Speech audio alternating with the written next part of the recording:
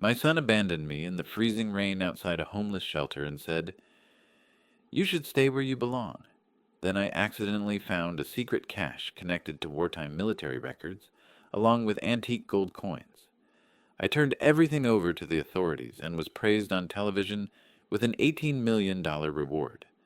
3 days earlier, they had left me in the rain like a senile old man. Now the whole city was calling me a hero. I'm really glad you're here. Before we start, drop a comment for me. Have you ever had to stand up for yourself when no one else believed in you? Just yes or no. Your words might mean more to someone than you realize. Quick note. Some details have been adjusted for storytelling, but the heart of this, the message, that's what stays. My name is Thaddeus Prescott, and at 77 years old, I never imagined I'd be telling this story from a homeless shelter. But 3 months before that rainy night, I was still in my own home, talking to my dead wife's photograph like she could hear me. The afternoon light came through the bay windows of my Savannah living room in golden September slants. Her photograph sat on the fireplace mantel, where it had lived for the 3 years since her death. Silver frame, her smile from our 50th anniversary, the blue dress I'd always loved. Remember that day in '87, Estelle? I said to her photograph, settling into my leather chair. The levee broke during that hurricane and I had to dive underwater to find the crack. You said I was crazy for risking it.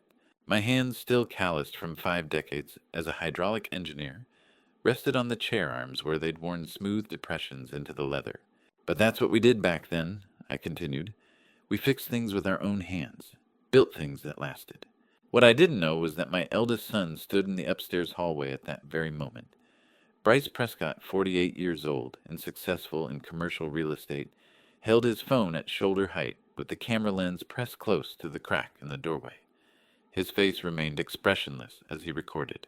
3 minutes of footage, his father talking to a photograph. When he finally lowered the phone, he opened a folder on his screen. The label read, Capacity Evidence, in neat sans serif letters. 23 videos already saved inside. This would be number 24. Talking to pictures again, he whispered to himself. 3 minutes straight. That's good evidence. He pocketed the phone and descended the stairs with the quiet confidence of someone who'd been planning something for a very long time. I sat in that living room for another hour telling Estelle about the irrigation system we'd installed in Brunswick, about how proud we'd been of work that outlasted us. I didn't know that day my son had recorded everything. I didn't know the moments I thought were most private had been saved to a folder called Capacity Evidence. I didn't know that every conversation with my dead wife's photograph was being weaponized into proof of my declining mind. 3 months later, I would understand. But that September afternoon, I was just a widower missing his wife. 3 weeks before Christmas, in my son Bryce's kitchen across town, 4 adults sat around a farmhouse table with wine glasses and legal documents spread across the distressed wood surface.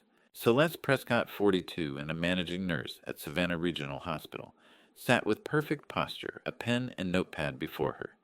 She spoke about medication dosages with the clinical precision of someone discussing grocery lists, rather than her father's prescribed pills.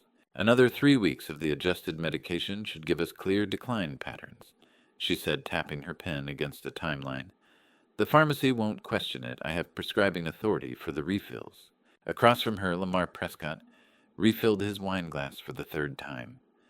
At 45, my middle son had the permanently worried expression of a man drowning in debt from 3 failed businesses. In the accounts, his voice carried desperation. I need access by January. My creditors won't wait. Bryce leaned back in his chair, fingers steepled. Christmas Eve during the storm, he said with rehearsed calm. We take him to the shelter on Whitaker Street. Let him disappear into the system for a few weeks. By the time anyone asks questions, we'll have conservatorship filed. Marlene Prescott, 46, and Bryce's wife for 20 years, worried aloud about details with the practicality of someone organizing an estate sale. What about the house itself? It's in his name. We need that transferred before he complicates things. The conservatorship covers everything, Celeste assured her. Once we're appointed guardians, all assets transfer to our management. Legal, clean, permanent. Lamar leaned forward, anxiety making his words tumble faster. And he won't fight it. He'll be confused, Celeste interrupted smoothly. That's the point of the medication adjustments. By Christmas Eve, he won't be able to articulate a coherent defense. At the same time in the room directly above that kitchen table, my granddaughter, the only 13-year-old with a conscience in that house, was pressing her ear to the wooden floor. Serena Prescott lay perfectly still on the hardwood, her father's voice drifting up through the heating vent with perfect clarity. 3 weeks, Christmas Eve, shelter. She'd heard every word, every clinical detail of her aunt's medication timeline, every desperate question from her uncle about money, every legal term from her stepmother about asset transfers, her grandfather who taught her to identify bird calls, who still sent her birthday cards with $20 bills, Inside, who made terrible jokes at Thanksgiving, was about to disappear. And her own father was the architect. Serena's hands trembled as she pulled her phone from her pocket and opened the voice recorder app. The heating vent carried sound both ways, she knew. She'd discovered that years ago, listening to her parents argue about money late at night.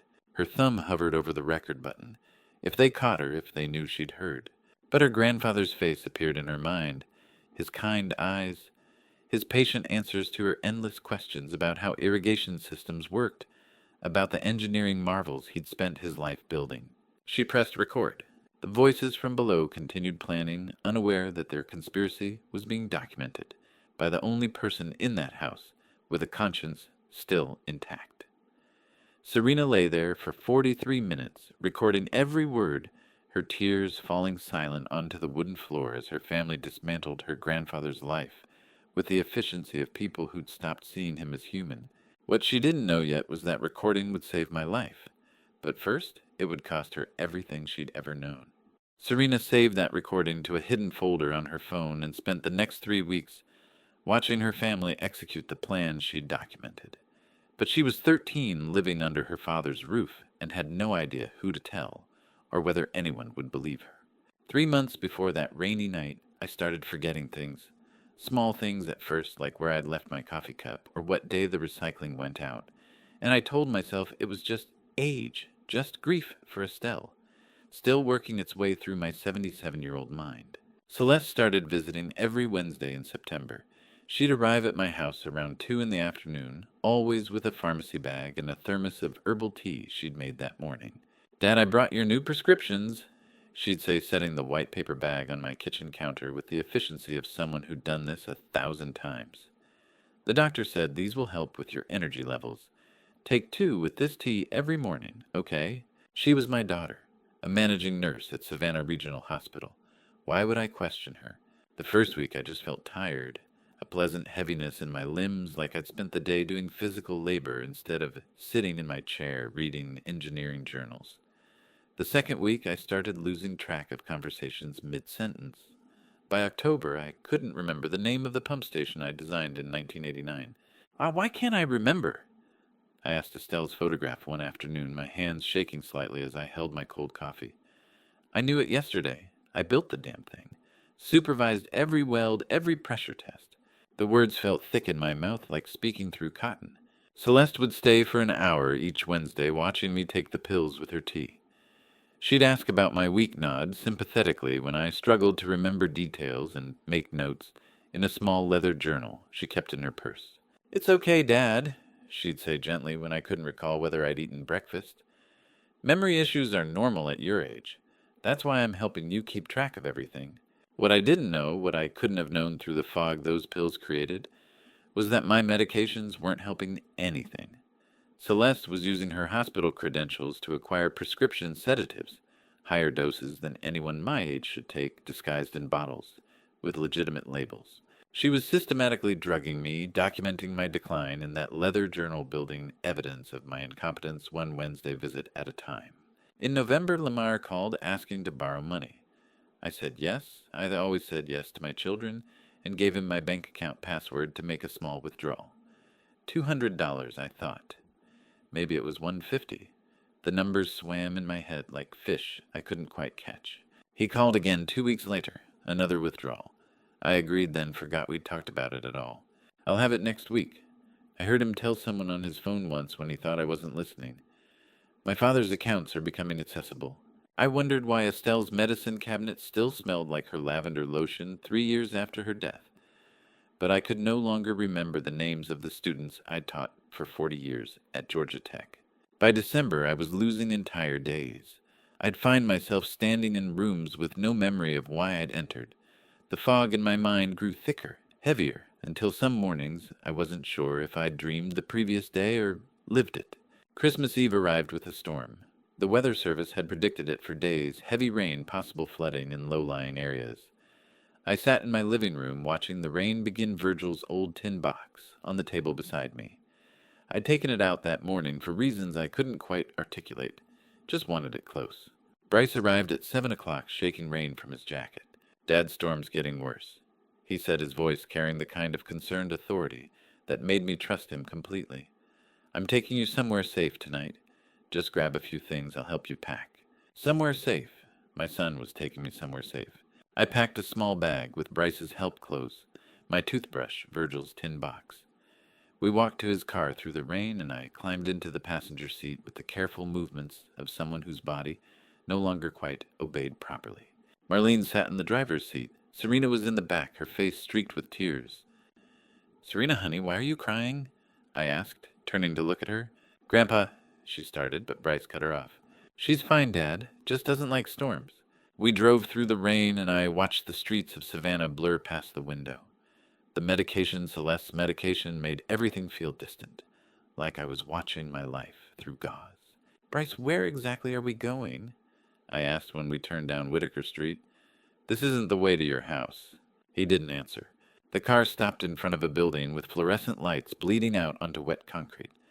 A sign read Savannah Community Shelter in block letters. For the first time in 77 years, I didn't know who I was anymore. "Get out," Bryce said, his voice completely flat. "Son, I don't understand." "Get out." I opened the door with shaking hands. Serena was sobbing, openly in the back seat now, pressing her hand against the window. I tried to meet her eyes, but Bryce threw my bag onto the concrete where it landed in a puddle. "Your old dad," he said, and his face held no emotion at all. "You can't take care of yourself anymore.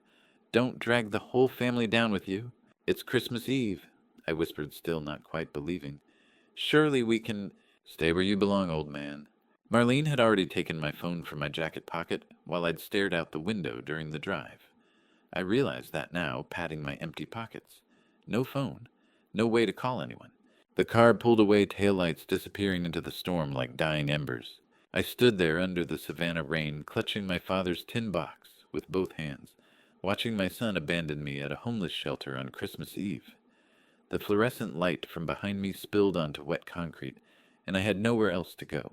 I was utterly, completely alone. What I didn't know was that the woman about to open that shelter door would be the first person in months to see me as something other than a burden.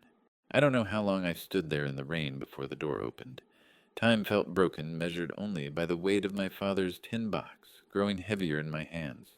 The woman who opened the shelter door that Christmas Eve night was the first person in 3 months to look at me and see a human being instead of a problem to be managed. Simone Ashford, 34, with kind eyes and graying hair pulled back in a practical ponytail, held the door open against the wind and rain with one hand, while clutching her intake clipboard with the other.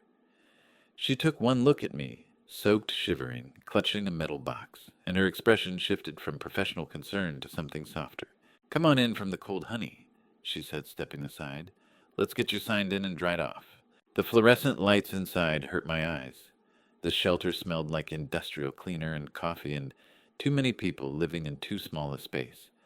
My wet shoes squeaked on the linoleum. Simone guided me to a plastic chair and returned with a warm towel that she draped around my shoulders.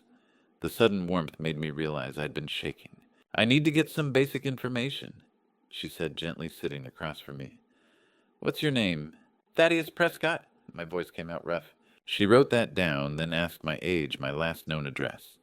When she asked for my phone number, I had to tell her I didn't have it anymore. "That's all right," she said, making a note. "Do you have any medication you need to take?" I thought of Celeste's weekly visits, the pills in pharmacy bags. "My daughter handles my medications," I said. "I didn't bring them." Simone's pen paused for just a fraction of a second. "Who brought you here tonight?" The question hung in the air. I opened my mouth, but couldn't form the words. My son, my eldest son, brought me here and left me in the rain. I shook my head, unable to speak. Simone looked at my single small bag, my empty pockets, the way I clutched the tin box. Her eyes held recognition not of me, but of a pattern she'd clearly seen before. "That's all right," she said softly. "Let me get you some tea. You're safe here tonight." She showed me to a cot in a long room lined with narrow beds, placed a cup of hot tea on the small table beside it, squeezed my shoulder once, and left me alone. I signed my name on the intake form, Dean Thaddeus Prescott, 77 years old, homeless, and watched the word homeless blur on the page through tears I didn't remember starting to cry. I lay down on the thin mattress, fully clothed, except for my wet shoes. Virgil's tin box tucked against my chest. The springs creaked. Somewhere in the darkness, someone coughed. Someone else snored with a rattling sound that spoke of lungs that had seen too many hard years. Christmas Day arrived at 2 in the morning, marked by church bells from St. John's, 3 blocks away. I hadn't slept. Every time I closed my eyes, I saw Bryce's face through the car window, expressionless, as he told me to stay where I belonged. "Can't sleep either, huh?" The voice came from the cot beside mine. I turned my head and made out the shape of a man in the darkness. "You're still waiting for them to come back, aren't you?" he continued. "I can always tell the new ones. Got that look in your eyes like maybe it's all a misunderstanding." I started, but my voice trailed off because he was right. Rufus Sinclair, 74, with silver hair and eyes that carried the weight of betrayal, sat up on his cot, and looked at me across the narrow space between us. "I waited too," he said. 3 months. My daughter stopped calling after she got married, said her new husband didn't feel comfortable having me around. He said it matter-of-factly, like discussing the weather. I stood by that phone every day for 93 days straight, made excuses, told myself she was just busy with the new marriage, adjusting to her new life. Took me 3 months to understand they weren't coming. "How did you know?" I asked. "When did you know for certain?" Rufus was quiet for a long moment. "When I realized I was lying to myself more than they were lying to me. Some people are just takers, Thaddeus. They'll drain you dry and then blame you for being empty. You learn to make peace with it, or it'll eat you alive."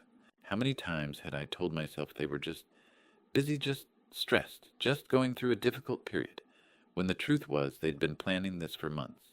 "Do you ever wonder what we did wrong?" I whispered. "As fathers..." Rufus was silent for so long, I thought he'd fallen asleep. "Then I used to. Spent my first month here going over every conversation, every decision, looking for the moment I failed them." He gestured around the dark shelter. "But you know what?" he continued, his voice harder now. "That boy of yours who dropped you here on Christmas Eve, he should be ashamed. Not you. Him." The words hit me like a physical blow, not because they were harsh, but because part of me had been waiting for someone to say them, waiting for permission to be angry instead of confused, to feel betrayed instead of inadequate. "I keep thinking I must have done something," I said. "Must have failed them somehow for them to do this." "Maybe you did," Rufus said bluntly. "Maybe you were a terrible father, or maybe you were a good one and they're just terrible people. Either way, leaving someone in the rain on Christmas Eve says more about them than it does about you." I lay there in the darkness, my father's tin box pressed against my chest, and for the first time since that car pulled away, I let myself ask the question I'd been avoiding. What if Rufus was right? What if they were never coming back? And then a worse question. What if I'd known somewhere deep down but kept believing anyway because the alternative was too painful to face?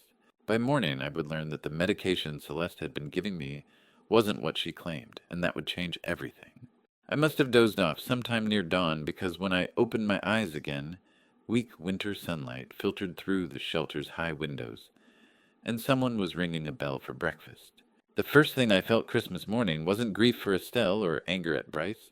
It was clarity sharp and unexpected, like surfacing from underwater after holding my breath too long. I sat up on the cot, and my head didn't swim. My hands, when I looked at them, weren't trembling. The fog that had lived behind my eyes for months, that thick, cottony feeling that made every thought feel like wading through mud, was lighter. Not gone, but lifting. Simone stood at the entrance to the dining hall, serving institutional oatmeal from a large pot. the smell of it mixed with weak coffee and the lingering scent of too many unwashed bodies in too small a space. She looked up as I approached and managed a tired smile. "Merry Christmas," she said, ladling oatmeal into a bowl. "I know it's not much, but it's hot." The oatmeal tasted like nothing, bland, gummy, vaguely sweet. The coffee was worse, watered down and burnt. But I sat at one of the long tables and ate methodically, and halfway through the meal I realized I could remember what day of the week it was. Wednesday. No, wait. It was Tuesday. Christmas fell on a Tuesday this year. I knew that. I could track it. By noon, sitting in the common area while others watched a scratchy television playing Christmas movies, I started doing an inventory of my mind. The dates of major projects I'd overseen, the names of colleagues who'd retired years ago, the specific pressure calculations for the Brunswick irrigation system. Jennifer Kowalski, Marcus Rodriguez, Sarah O'Brien, Kenneth Mitchell, Patricia Yamamoto. All 23 students from my final hydraulic engineering class at Georgia State in 2009. I could see their faces, remember their thesis topics, recall which ones had struggled with fluid dynamics and which ones had excelled. "Oh, why couldn't I remember them yesterday?" I whispered to myself. Simone passed by, and I caught her arm without thinking. "My daughter was bringing me medication every week," I said quietly. "For my memory," she said, "to help with my energy. But I don't have it now, and I struggled to find words for what I was feeling. I feel clearer than I have in months." Simone's expression shifted, and I saw recognition in her eyes, the same look she'd had last night when she'd noticed my empty bag and missing phone. "What kind of medication was it?" she asked carefully. I shook my head. "She never showed me the labels. Said she'd handle it all for me, that I didn't need to worry about the details." For the first time in months, I could remember what it felt like to think clearly. And that clarity brought a terrible question. What had my daughter been giving me? Simone squeezed my hand. "We have a nurse who volunteers here on Thursdays," she said. "Maybe you should talk to her. Tell her what you just told me."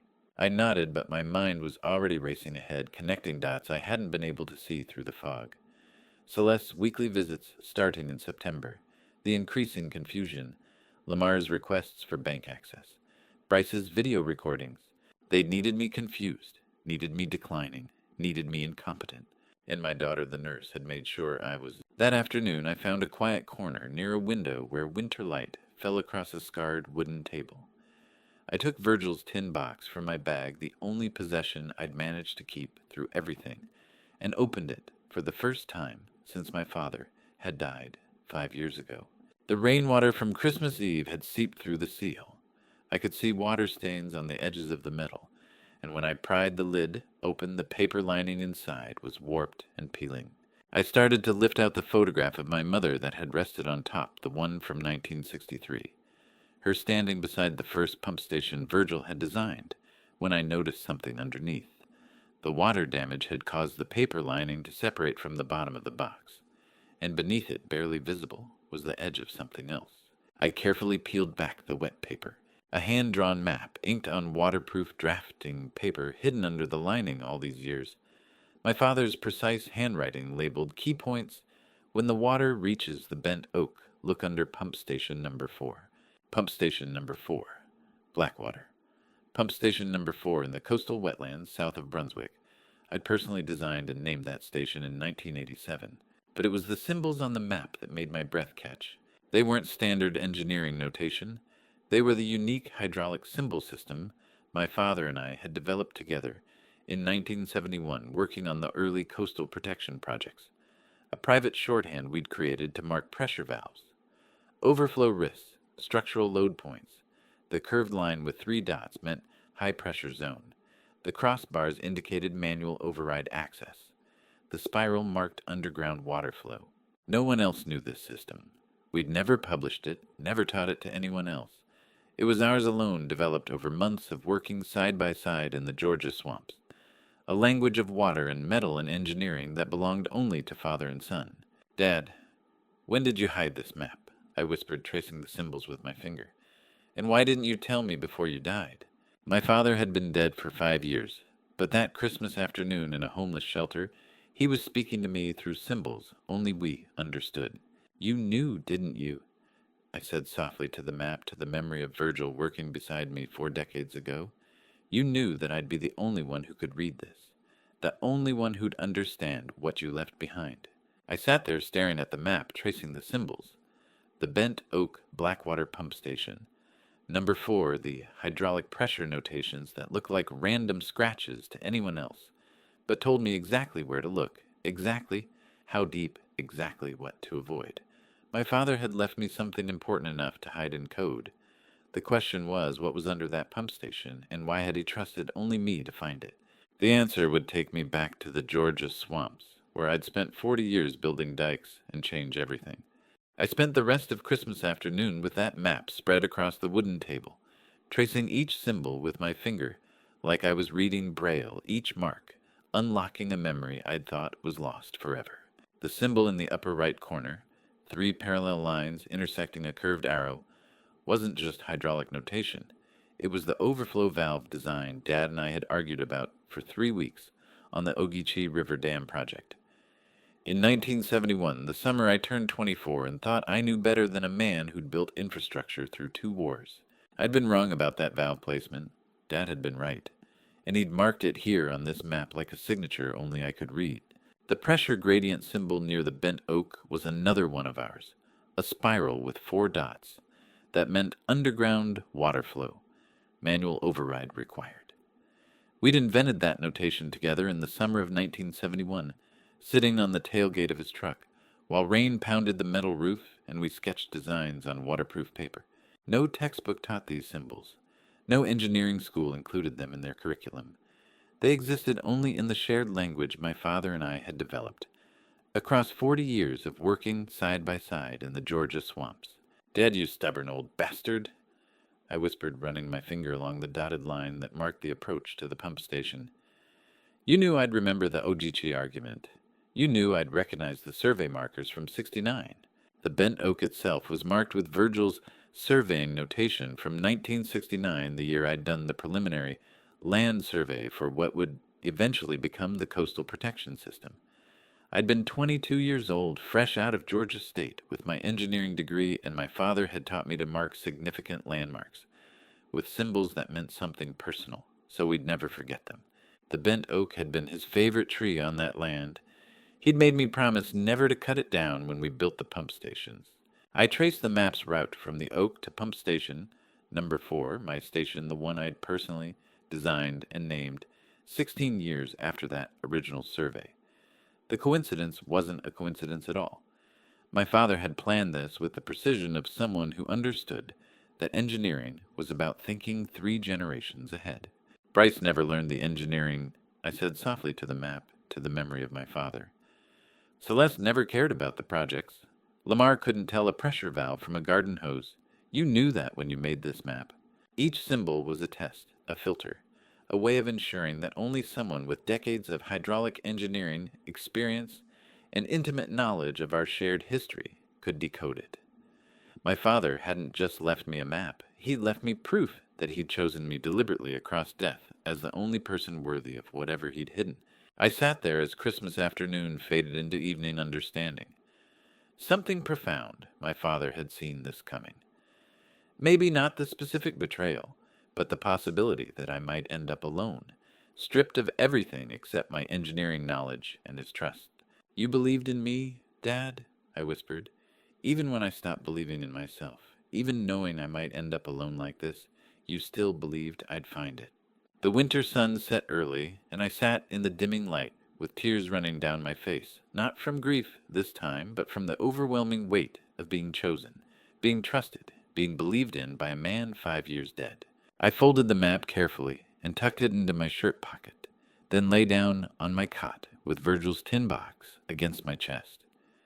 Around me, the shelter filled with its evening sounds, men returning from day labor jobs or failed attempts to find work, the smell of donated dinner being prepared, Simone's voice greeting each person by name. I slept for the first time since the abandonment without medication clouding my dreams. When I woke, it was still dark. The clock on the wall read 5:45 a.m., December 26th. I'd slept through the night for the first time in months, and I felt like my 77-year-old body had been replaced with something younger, stronger, more purposeful. Simone was in the kitchen preparing breakfast when I found her. She looked up from the industrial coffee maker and studied my face. "You look different this morning," she said. "Your eyes are clear. You know where you're going." "For the first time in months, yes," I said. "I need to borrow a raincoat and boots if you have them. I'm going to find what my father left behind." She didn't ask what I meant, didn't question whether a 77-year-old homeless man should be walking into the December cold. She just looked at me for a long moment, then nodded and disappeared into the storage room. The coat she brought back was old canvas stained with Georgia red clay and the particular smell of work done in wet places. The boots were half a size too big, but had good treads.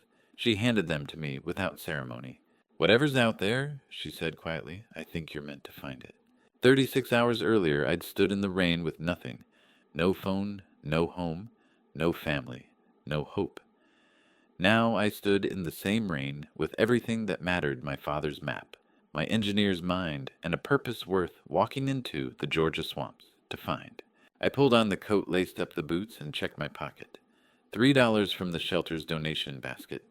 Virgil's tin box under my arm, the map folded against my heart.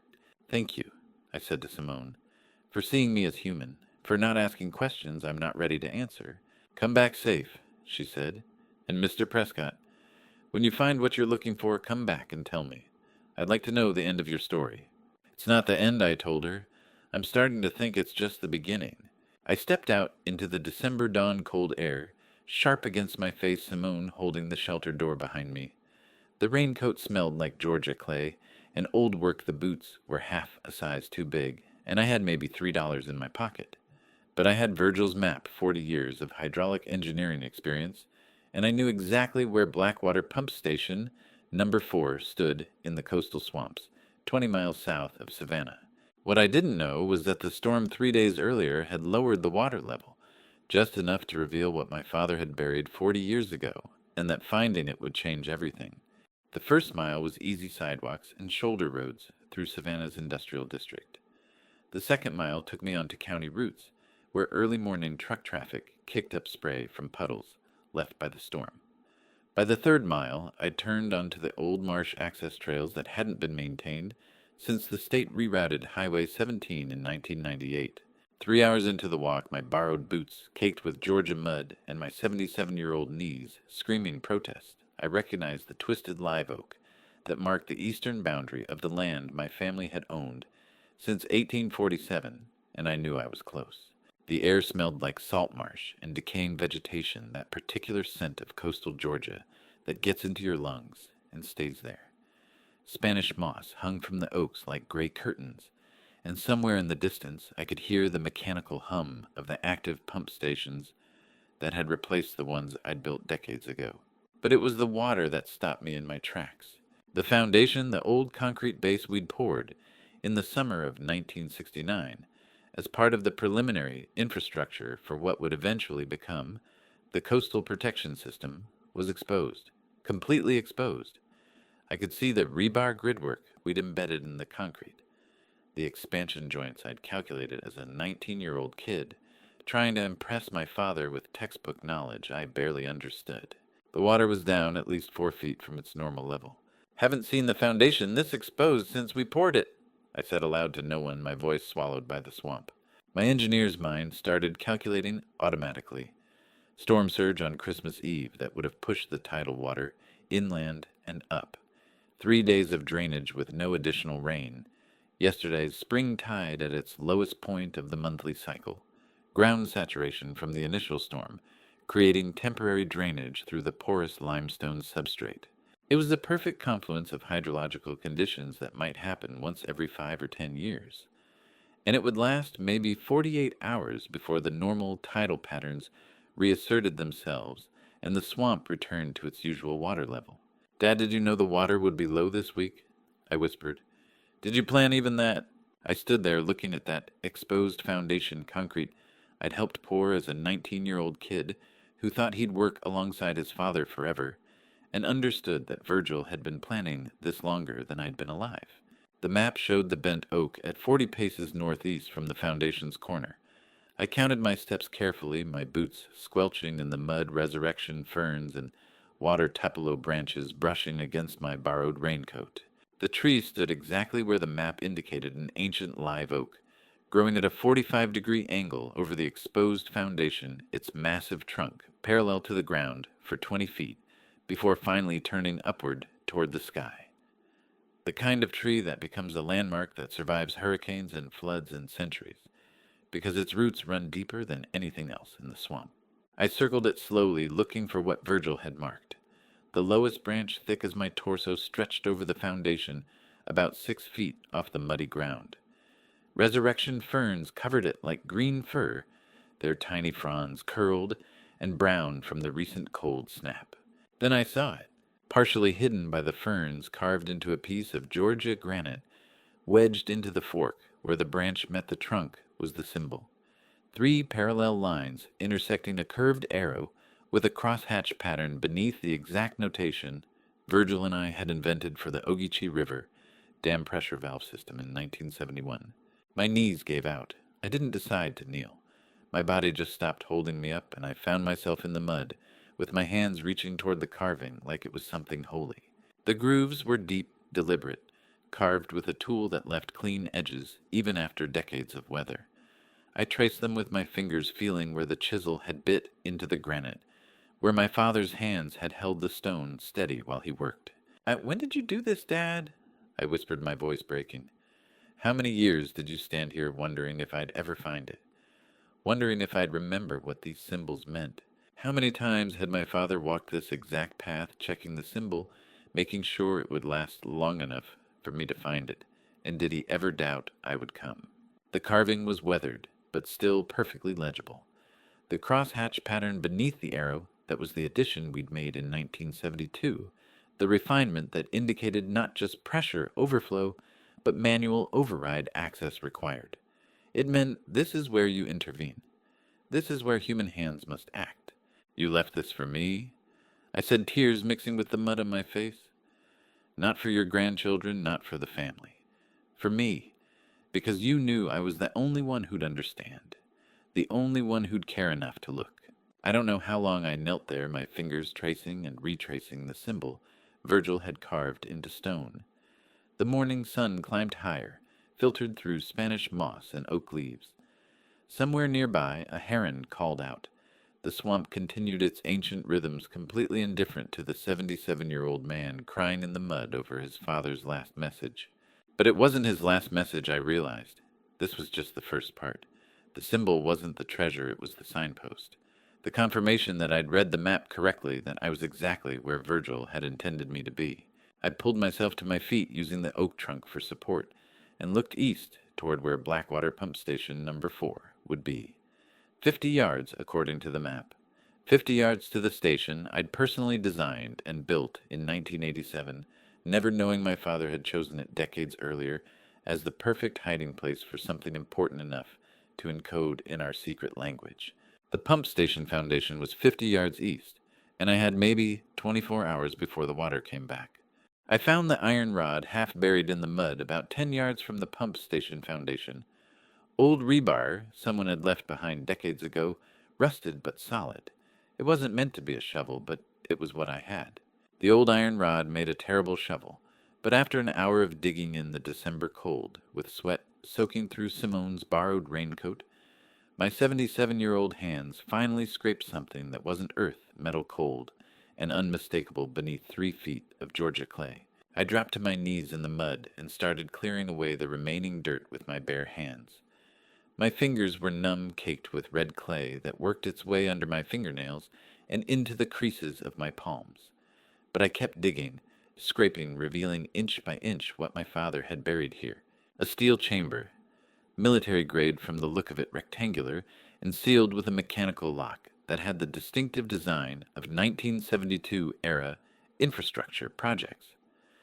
I'd worked on installations like this early in my career, Cold War-era construction designed to last through nuclear winter. The lock was caked with decades of mud, but I could see the keyhole clearly enough.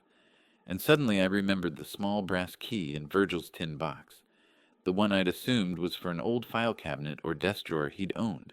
I pulled the tin box from inside my raincoat where I'd kept it protected against my chest. My hands shook so badly I nearly dropped it twice before getting the lid open. The brass key sat there exactly where it had been for 5 years, small and ordinary-looking, waiting. "The key from your tin box," I whispered. "Dad, you left me everything I needed: the map, the symbols, the key. You planned every detail." I wiped the key dry on my shirt and fitted it into the lock. It slid in like it had been made yesterday, not 40 years ago. For a moment I was afraid to turn it, afraid it wouldn't work, afraid it would. The key turned, with a grinding sound that echoed across the empty swamp. Something outside the chamber shifted, clicked, released. The seal broke with an audible hiss, 40 years of trapped air rushing out into the December morning. The smell hit me first, musty paper and metal and something else I couldn't name. Time itself, maybe. The scent of decades sealed away from light and air and human touch. My father had been dead for 5 years, but in that moment, as the seal broke and decades of trapped air rushed out, he was more alive to me than my own children had been in months. I lifted the chamber lid. It was heavy, designed to protect its contents from water and time and whatever else the Georgia swamps might throw at it. The hinges protested, but held, inside wrapped in waterproof canvas. 6 small gold bars, each stamped with mint marks I recognized as pre-1900. The kind of gold that came from the California rush era, when the Prescott family first made their fortune in mining before moving east. Rare coins in protective cases, 19th century pieces that I knew enough about history to recognize as valuable, but had no idea exactly how valuable. Sealed manila envelopes marked with faded stamps. Classified Cold War military infrastructure records, 1962 to 1975. The kind of documents that probably shouldn't have left government custody but somehow had. And one personal envelope, white and pristine despite the decades, with my full name written in my father's unmistakable engineer's print, Thaddeus Dean Prescott. I picked up the envelope with hands that had stopped shaking. Whatever else was in this chamber, gold coins, classified documents, this was what mattered. This was why Virgil had encoded the map and symbols only we shared. This was the real treasure. I opened it carefully, aware that I was reading words my father had written years before his death, possibly decades. The paper was thick, high quality, the kind engineers used for permanent records. The letter was dated March 15th, 1987, 37 years ago, the year I designed and built Blackwater Pump Station Number 4. Son, it began in Virgil's precise handwriting. If you are reading this letter, you found your way here through knowledge only we shared. That means you remembered. That means you're still the engineer I raised. That means I chose correctly. I had to stop reading because tears were blurring the words. Things of true value must go to those who deserve them, not those who demand them. The letter continued. I have watched your siblings, my other children, and I see what they have become. They see inheritance as entitlement. They see family as obligation. They see you as competition. But I see you, Thaddeus. I see the man who stayed up 3 nights straight to redesign the Brunswick valve system, because you knew the original specifications would fail in a hurricane. I see the father who taught his own children patience and precision, even when they showed no interest in learning. I see the son who never asked me for anything he hadn't earned. You are the only one I trust. You were always the only one. This gold came from our family's California mining days, your great-grandfather's portion that he set aside for worthy descendants. The coins are from the same era. The documents are insurance records of infrastructure projects that certain people would prefer stayed buried. Keep them safe. They may prove useful someday. But more than any of this, I want you to know, if you're reading this alone, if your siblings have turned on you the way I fear they might, if you've been abandoned or betrayed or left with nothing, you are still worthy. You were always worthy. Not because of what you can build or what you know, but because of who you are. Dignity cannot be taken away, son, only surrendered. Don't surrender it. Your father, Virgil Dean Prescott. I sat there in the Georgia mud with gold bars in my father's letter and 77 years of trying to be worthy of the people I loved, and I finally understood I had always been worthy. It was they who had failed the test. I folded Virgil's letter carefully and looked at the contents of the chamber gold coins and sealed military documents that looked important enough to be dangerous. The question wasn't what this was worth in dollars. The question was what to do next: hide it, report it, or walk away. I'd been homeless for 48 hours, drugged by my daughter for months, abandoned by my son on Christmas Eve. And now I sat on what might be a fortune or a crime or both. The choice I made in the next 5 minutes would determine whether I reclaimed my life or lost it entirely. I sat there beside the open chamber for a long time, Virgil's letter still in my hands, looking at gold that could buy me a new life and military documents that probably should have stayed classified. I could have closed that chamber, buried it again under 3 feet of Georgia clay, and walked away with enough gold to disappear forever, and not a single person on earth would have known. No phone to trace my location, no family to report me missing, no identification beyond what I could claim. I could take 2 of those gold bars, rebury the rest, and by nightfall be on a bus to anywhere with enough money to start over completely. I'd be justified. Anyone would understand. My children had drugged me, stolen from me, abandoned me in the rain on Christmas Eve. The world owed me this much at least. But as I sat there considering it, I realized why my father had chosen me for this. Not because I was the most desperate, or the most deserving, or the one who'd been wronged the most. He'd chosen me because I was the one who wouldn't take it. Things of true value go to those who deserve them, not those who demand them. I read again from Virgil's letter. "Anim, you are the only one I trust." He'd trusted me because I was honest, because in a family that had proven themselves willing to lie, steal, and betray for money, I was the one who'd call the authorities instead of pocketing gold. That was the real test. That was why the map was encoded in symbols only I could read, because Virgil knew that if I found this, I'd do the right thing with it. Keeping it would prove I'd failed to become the man my father believed I was. I closed the chamber carefully and used the iron rod to mark the spot clearly. Then I started the walk back through the swamp toward Highway 17. The country store at the highway intersection was one of those places that had probably looked the same since 1950. Peeling paint-rusted Coca-Cola sign, single gas pump that took cash only. The woman behind the counter looked at my mud-caked clothes with obvious suspicion when I asked to use the payphone. I fed my last $3 in quarters into the slot and dialed the number for Chatham County Sheriff's Office that was posted on a faded emergency services sign above the phone. "This is Thaddeus Prescott," I said when the dispatcher answered. "I need to report a possible historical find on my family's land near Blackwater Swamp. There are items that might be government property, military documents from the Cold War era. I stood up from that chamber for the last time as its secret keeper, and when I came back 3 hours later with the sheriff, I'd be something different, either a legitimate finder or a man who'd made the costliest mistake of his life. The walk back to the site took longer than the walk out. My 77-year-old body was starting to register the hours of digging and hiking through marsh. My knees protested every step. My hands throbbed where blisters had formed and broken. But when I reached the bent oak again and saw the iron rod marking where the chamber lay, I felt something I hadn't felt in months: certainty. "Dad, you were right to believe me," I said aloud to the swamp, to the memory of Virgil standing here decades ago carving symbols into stone. I hope that matters more than any amount of gold. Sheriff Boyd Thornton arrived 90 minutes later in a mud-splattered patrol vehicle, 2 younger deputies flanking him as he climbed out. He was 58, with the solid build of a man who'd spent 30 years in Georgia law enforcement, his weathered face carrying the particular skepticism that comes from hearing too many unlikely stories. "Sir, I'm going to need to see some identification," he said, approaching with one hand resting casually on his belt. Not on his weapon, but close enough. "Can you tell me your full name and why you're out here?" "Thaddeus Dean Prescott," I said calmly. "This is my family's land, has been since 1847. My father left me a map to find what he buried here 40 years ago. I don't have identification with me. It was taken when I arrived at the Savannah Community Shelter 3 days ago." The sheriff's expression didn't change, but I saw him exchange a glance with the deputies. Homeless man claiming buried treasure. I could read the assessment in their eyes: mental health crisis or elaborate scam.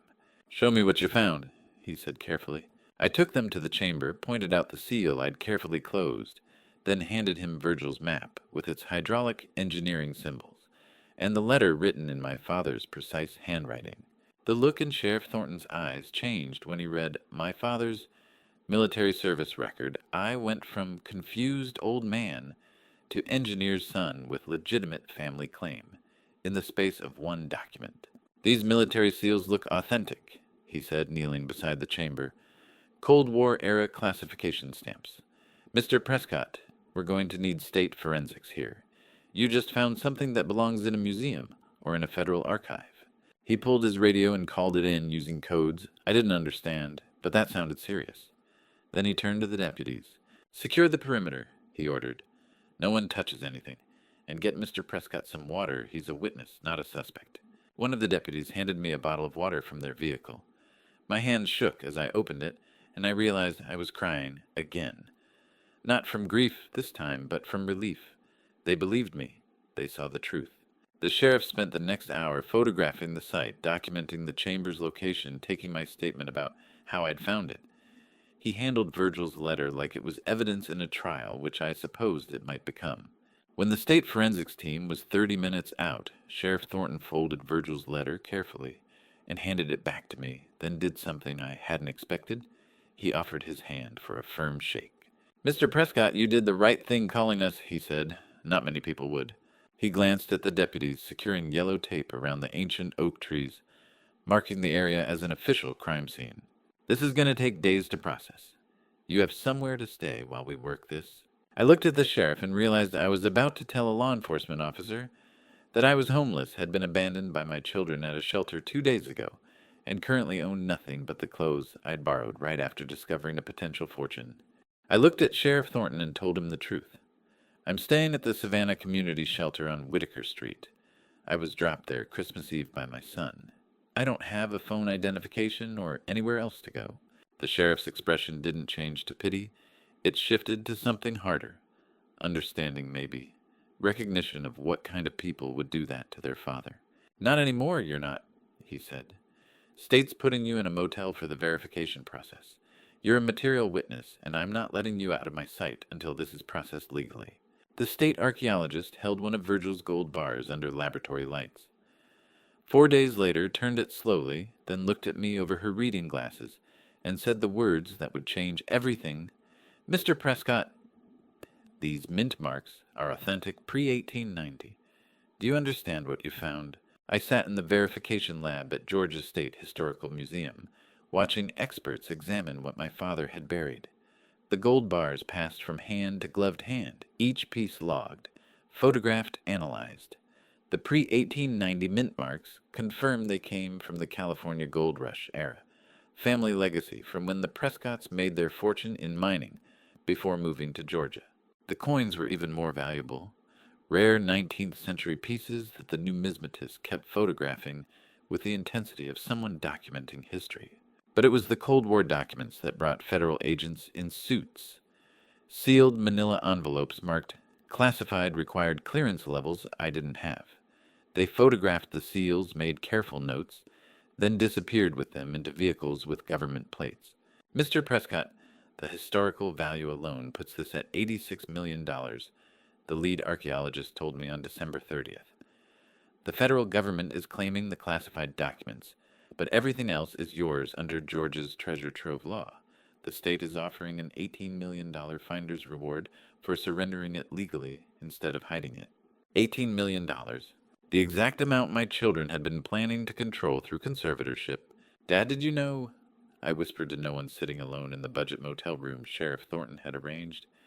Did you somehow know it would be exactly that amount?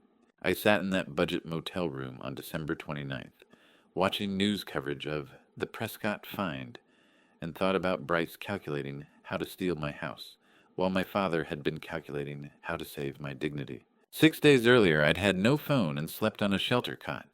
Now the state of Georgia was calling me a millionaire. The irony was so sharp it cut. On New Year's Eve, Faye Lancaster met me at the Savannah News Network studio. She was 39 with the composed professionalism of a journalist who'd covered hundreds of stories, but recognized this one as special. Her questions were direct, but not cruel, seeking truth rather than spectacle. Mr. Prescott, 6 days ago your son left you at a homeless shelter on Christmas Eve, she said as cameras rolled. Now you've found an $86 million historical treasure and earned an $18 million reward. How does this feel? I looked at the camera and thought about Bryce watching this. about Celeste and Lamar and Marlene sitting in their comfortable homes, seeing the father they'd called incompetent. My father left me something more valuable than gold, I said. He left me his trust. He believed I'd do the right thing with what he buried, that I'd report it honestly instead of hiding it. That matters more than any dollar amount. Your family abandoned you, Faye said gently. Do you have a message for them? What does a man say to children who abandoned him when the whole state is watching, revenge, forgiveness, or simply the truth? I thought about Virgil's letter, about Celeste's medication manipulation, about Bryce's cold eyes in the rearview mirror as he drove away, about Serena crying in the back seat, the only one with a conscience. The truth will speak for itself, I said finally. Faye nodded like she understood everything I hadn't said. The state of Georgia is awarding you $18 million, she continued. What will you do with it? Honor my father's legacy, I said. Help people who've been forgotten the way I was forgotten. Show that dignity isn't something anyone can take from you. You either have it or you don't. My children tried to take mine. They failed. The interview lasted 20 minutes. Faye asked about the engineering symbols, about decoding the map, about the choice to call authorities, instead of hiding a fortune.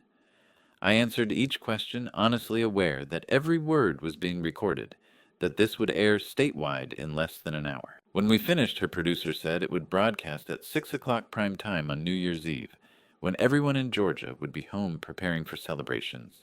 You're going to be famous, Mr. Prescott, Faye said, shaking my hand. The honest man who chose integrity over hiding a fortune. It's the kind of story people need right now. I just did what my father trusted me to do, I told her. I sat in the green room with a paper cup of water waiting for 6 o'clock. The studio monitor showed the news desk, the anchors preparing to introduce my segment.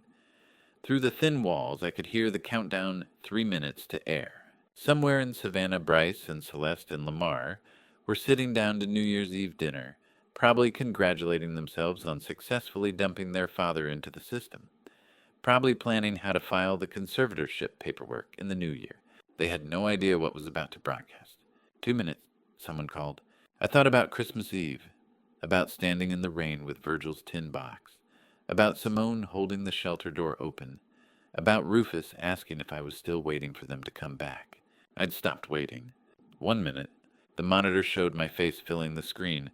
Faye's voice introduced the story, the engineer who decoded his father's 40-year-old treasure map and chose honesty over hiding an $86 million fortune. The interview ended, studio lights dimmed, and Faye's producer said it had aired perfectly statewide.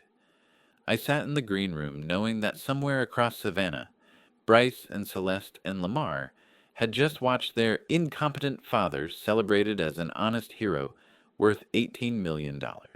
In 4 minutes and 30 seconds, their phones would start ringing.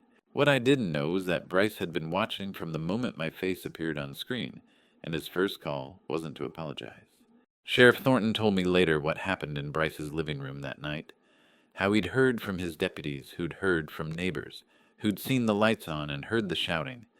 The details came together slowly, but they painted a picture I wish I'd never seen.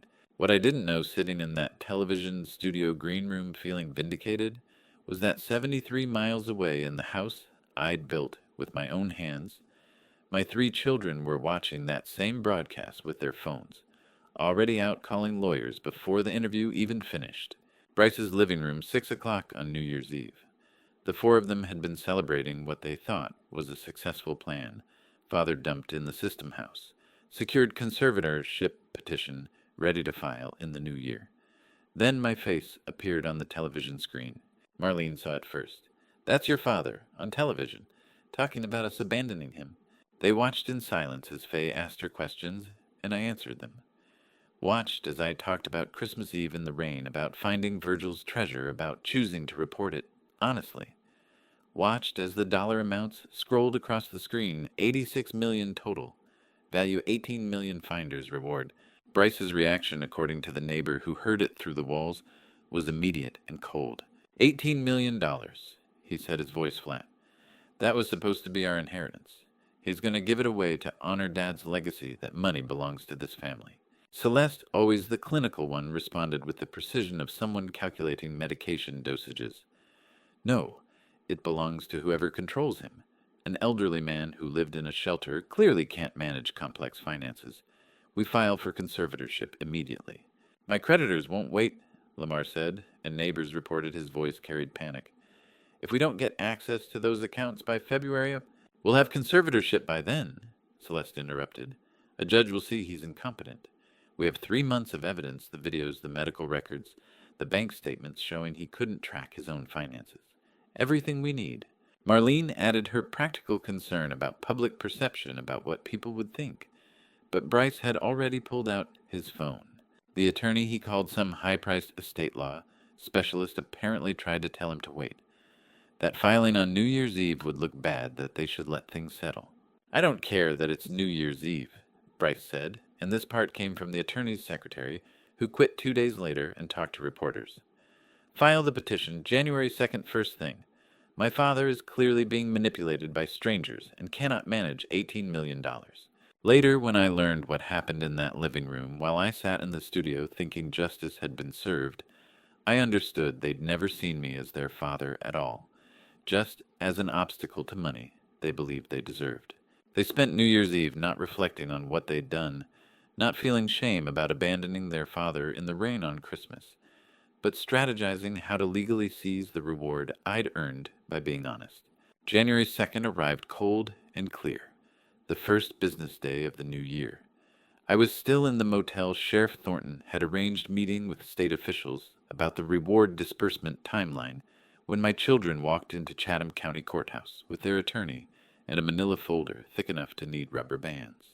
I didn't know about it until Sheriff Thornton called me that afternoon, his voice carrying a warning I'd learned to recognize. Mr. Prescott, your children just filed an emergency conservatorship petition. You need an attorney. Today. The petition, I read it later, all 63 pages, was a masterpiece of calculated cruelty disguised as concern.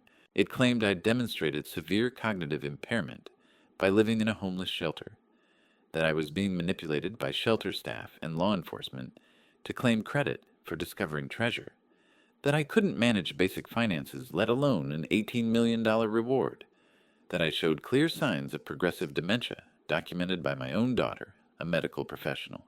They attached the evidence they'd been collecting since September. Bryce's secretly recorded videos showing me talking to Estelle's photograph, proof I conversed with people who weren't there.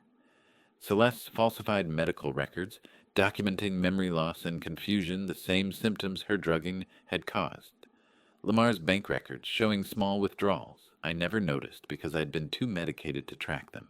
The conservatorship petition, 63 pages of fabricated evidence and false concern, was filed at 9:17 a.m. on January 2nd, exactly 43 hours after the world learned I was an honest man worth $18 million.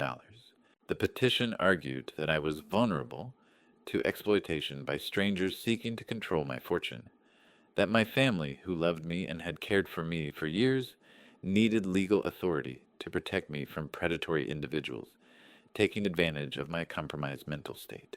Every word was a lie wrapped in legal language. Every piece of evidence was real, but manufactured genuine videos of behavior they'd caused through drugging authentic medical records they'd falsified using professional credentials, actual bank statements of transactions they'd engineered. They'd been planning this for months. The Christmas Eve abandonment wasn't the beginning of their plan. It was just one step in a longer strategy to legally seize control of everything I owned. The treasure discovery had simply raised the stakes. Bryce signed first his signature, bold and confident, then Celeste with her precise medical professional's hand. Lamar's signature shook slightly, guilt maybe, or just desperation. Marlene signed as supporting family member, her name, neat and careful. 4 signatures declaring their father incompetent and demanding legal control of his life. The court clerk stamped the petition with red ink. Emergency hearing requested. Case number 2-025-CV-00847. Bryce Prescott, Celeste Prescott, and Lamar Prescott versus Thaddeus Dean Prescott.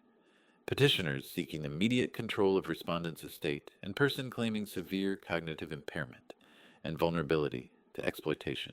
Hearing date, January 18th, 2025.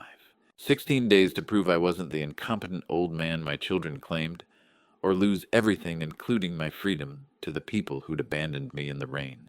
What my children didn't know was that I'd just met an attorney who specialized in exactly this kind of elder abuse case, and she'd been waiting her entire career for a fight this righteous.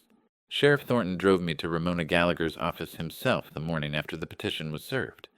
"She's the best," he said. "Specializes in exactly what your children are trying to do to you. If anyone can fight this, it's her." The attorney Sheriff Thornton recommended sat across from me in her downtown Savannah office, with 61 years of sharp eyes and silver hair. My children's conservatorship petition spread between us and asked the question that would define everything.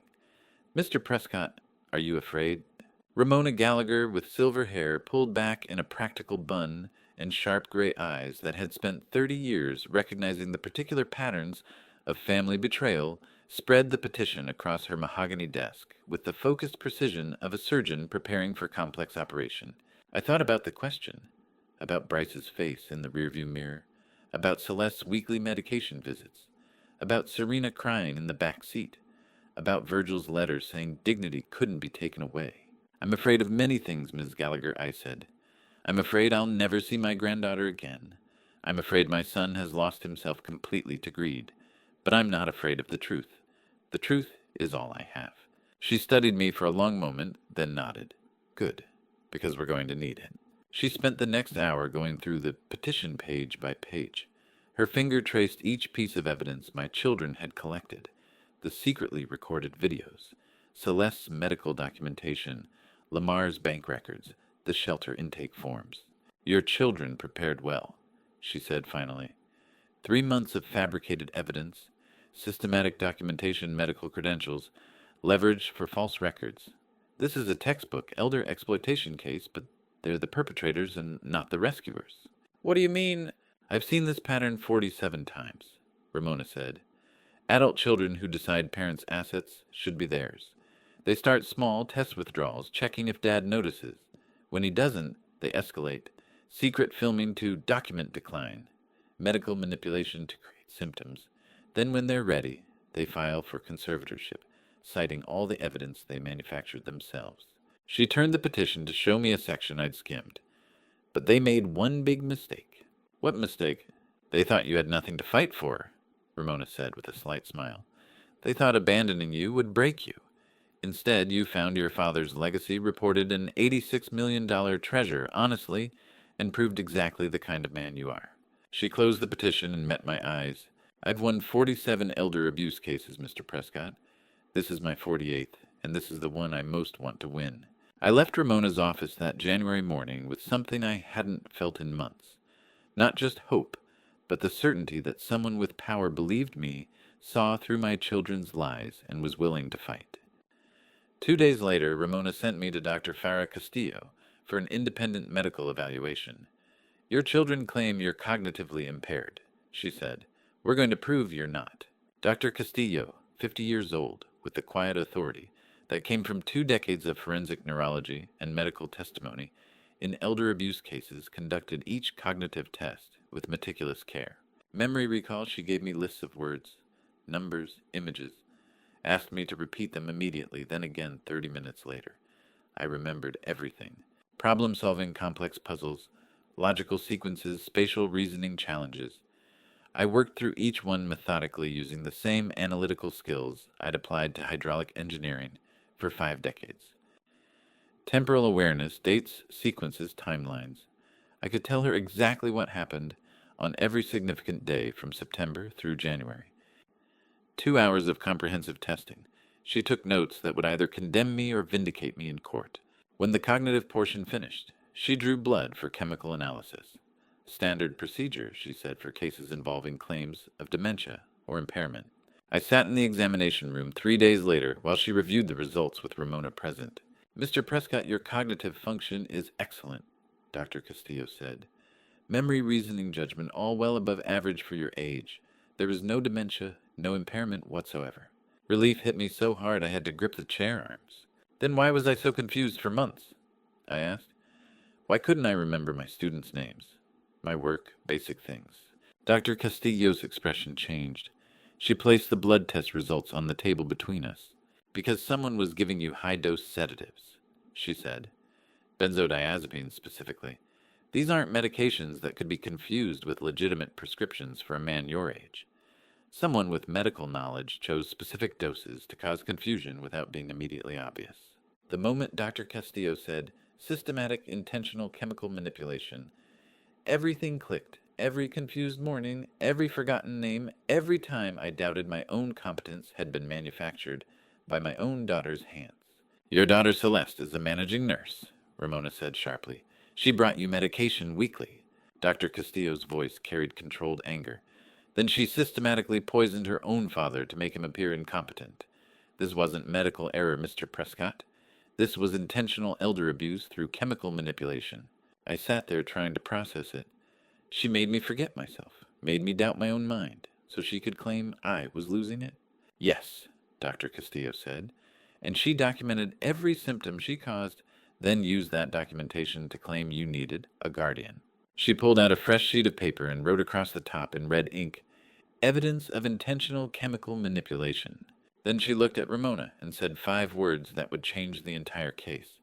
"This isn't civil law anymore. This is criminal." Ramona closed the file carefully and met my eyes. "Your daughter didn't just try to steal from you, Thaddeus," she said. "She poisoned you, and now we're going to prove it in court. But first we needed witnesses who'd seen what really happened that Christmas Eve night, and Ramona knew exactly where to start. Ramona started with my neighbors. 30 years of living next to someone, she said, means 30 years of witnessing whether they're competent or not. Your children claim you've been declining for months. Let's ask the people who actually saw you every day.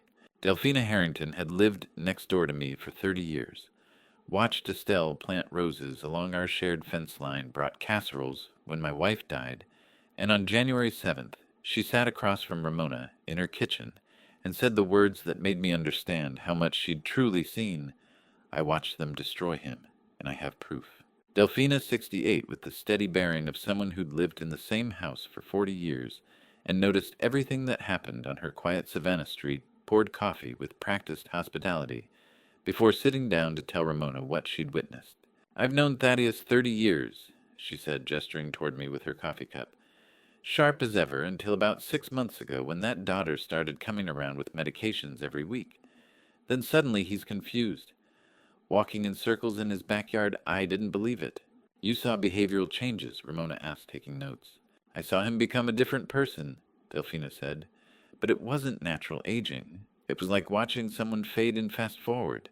Then Christmas Eve," she paused, her expression hardening. I knew something was wrong. "Tell me about Christmas Eve," Ramona said gently. Delphina pulled out her phone. "It was storming, 8:30 at night. I saw Bryce's car in Thaddeus's driveway, which struck me as odd, because who takes an elderly parent out in that weather? I was closing my bedroom curtains when I saw movement through Thaddeus's bedroom window." She swiped through her phone photos. "Marlene, that's Bryce's wife. She went into Thaddeus's room while Bryce was loading something into the car. I watched her go straight to the bedside table, open the jewelry box, and take something. My heart stopped. Estelle's ring," I whispered. "The gold wedding band," Delphina confirmed. "The one you showed me when you first moved in told me you'd saved 3 months' wages to buy in 1971. I watched Marlene put it in her pocket and walk out. Just took it." Ramona leaned forward. "You're certain—" "I took a picture," Delphina said, turning her phone to show us. "Didn't know why at the time. Just felt wrong." The photo was clear despite being taken through glass. Marlene's hand manicured and unmistakable holding Estelle's simple gold band. The metadata at the bottom, December 24th, 2024, 8:47 p.m. I sat in Delphina's kitchen staring at that photograph. Marlene's manicured hand holding the ring I'd saved 3 months' wages to buy in 1971.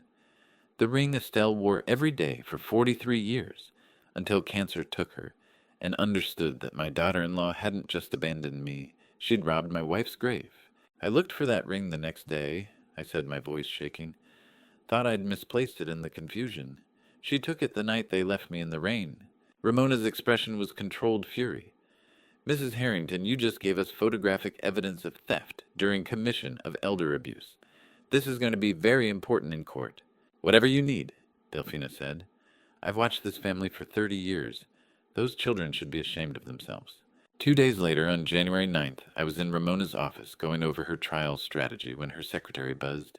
"Miss Gallagher, there's a young woman here who says she's Serena Prescott. She doesn't have an appointment, but she says it's urgent." Ramona and I exchanged glances. "Send her in," Ramona said. Serena looked smaller than I remembered. 15 years old, wearing a school jacket over jeans, her eyes red like she'd been crying. She stood in the doorway, trembling, then placed an old smartphone on Ramona's desk with shaking hands. "I'm Serena Prescott," she said, her voice barely steady. "Thaddeus's granddaughter. I have something you need to hear." "Serena, does your father know you're here?" Ramona asked gently.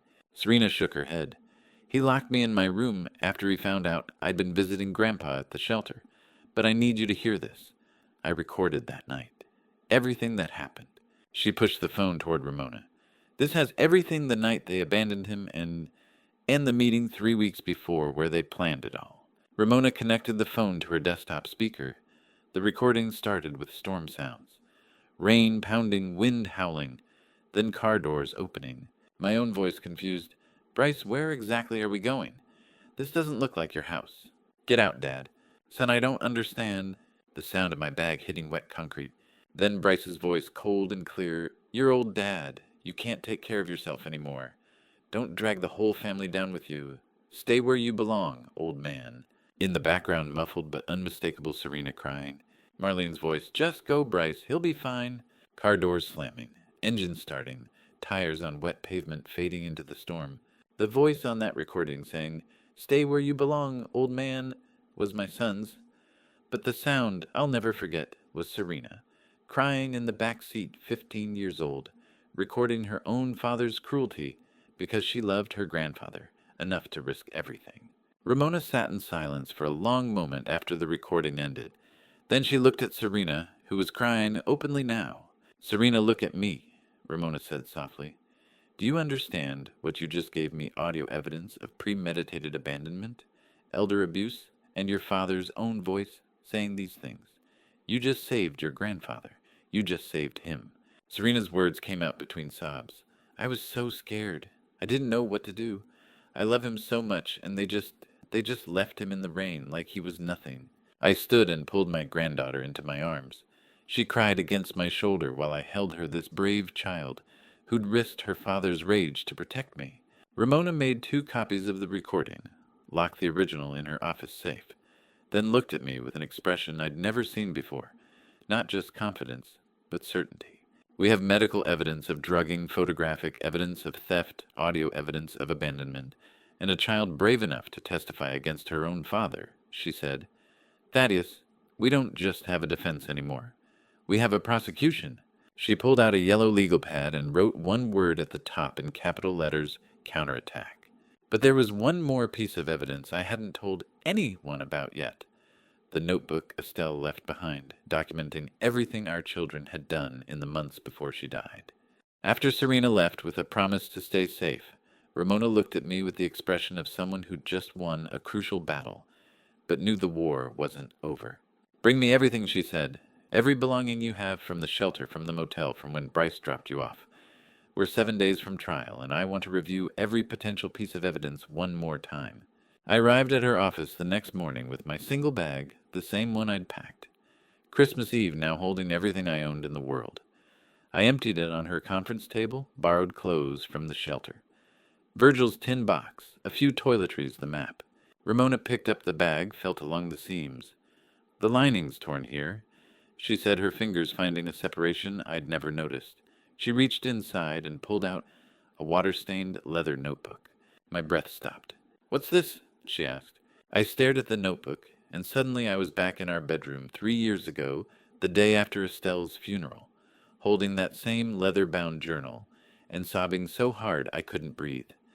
I'd hidden it in my bag because I couldn't bear to see her handwriting. Then during the drugged months, I'd forgotten it existed. "Estelle's," I whispered. "She used to write in it. After she died, I couldn't read it." Ramona opened it carefully. The pages were water-damaged from Christmas Eve's rain ink, slightly smudged but still legible. Estelle's precise cursive filled page after page. She always called me Malcolm, my middle name that only she and my parents used. "This is dated April 2024. Ramona said, reading the first entry. 6 months before she died, Thaddeus, your wife, was documenting everything. She began reading aloud, and with each entry I felt pieces of my confusion clicking into place. April 15th, 2024. Watched Bryce coaching Lamar in the kitchen today. They didn't know I was there. Bryce was teaching him exactly what to say to get Malcolm to sign financial documents. Make it sound urgent. Make it sound like you need him to help you. My son is teaching his brother how to manipulate their father. May 3rd, 2024. Marlene was in our bedroom this afternoon. Said she was looking for a book I'd borrowed, but I saw her going through the jewelry box, checking drawers. She didn't find what she was looking for. I'd already moved my mother's emerald ring to the safety deposit box. I know what they're doing. I just don't want to believe it. June 12th, 2024. Celeste brought Malcolm new medication today. So helpful, she says, managing his prescriptions. But I counted his old pills. There were 40 left. Why would she replace medication that isn't finished? And why is Malcolm suddenly so tired all the time? Ramona kept reading entry after entry, my wife's careful documentation of our children's slow betrayal. But then around entry 15, the tone shifted. August 22nd, 2024.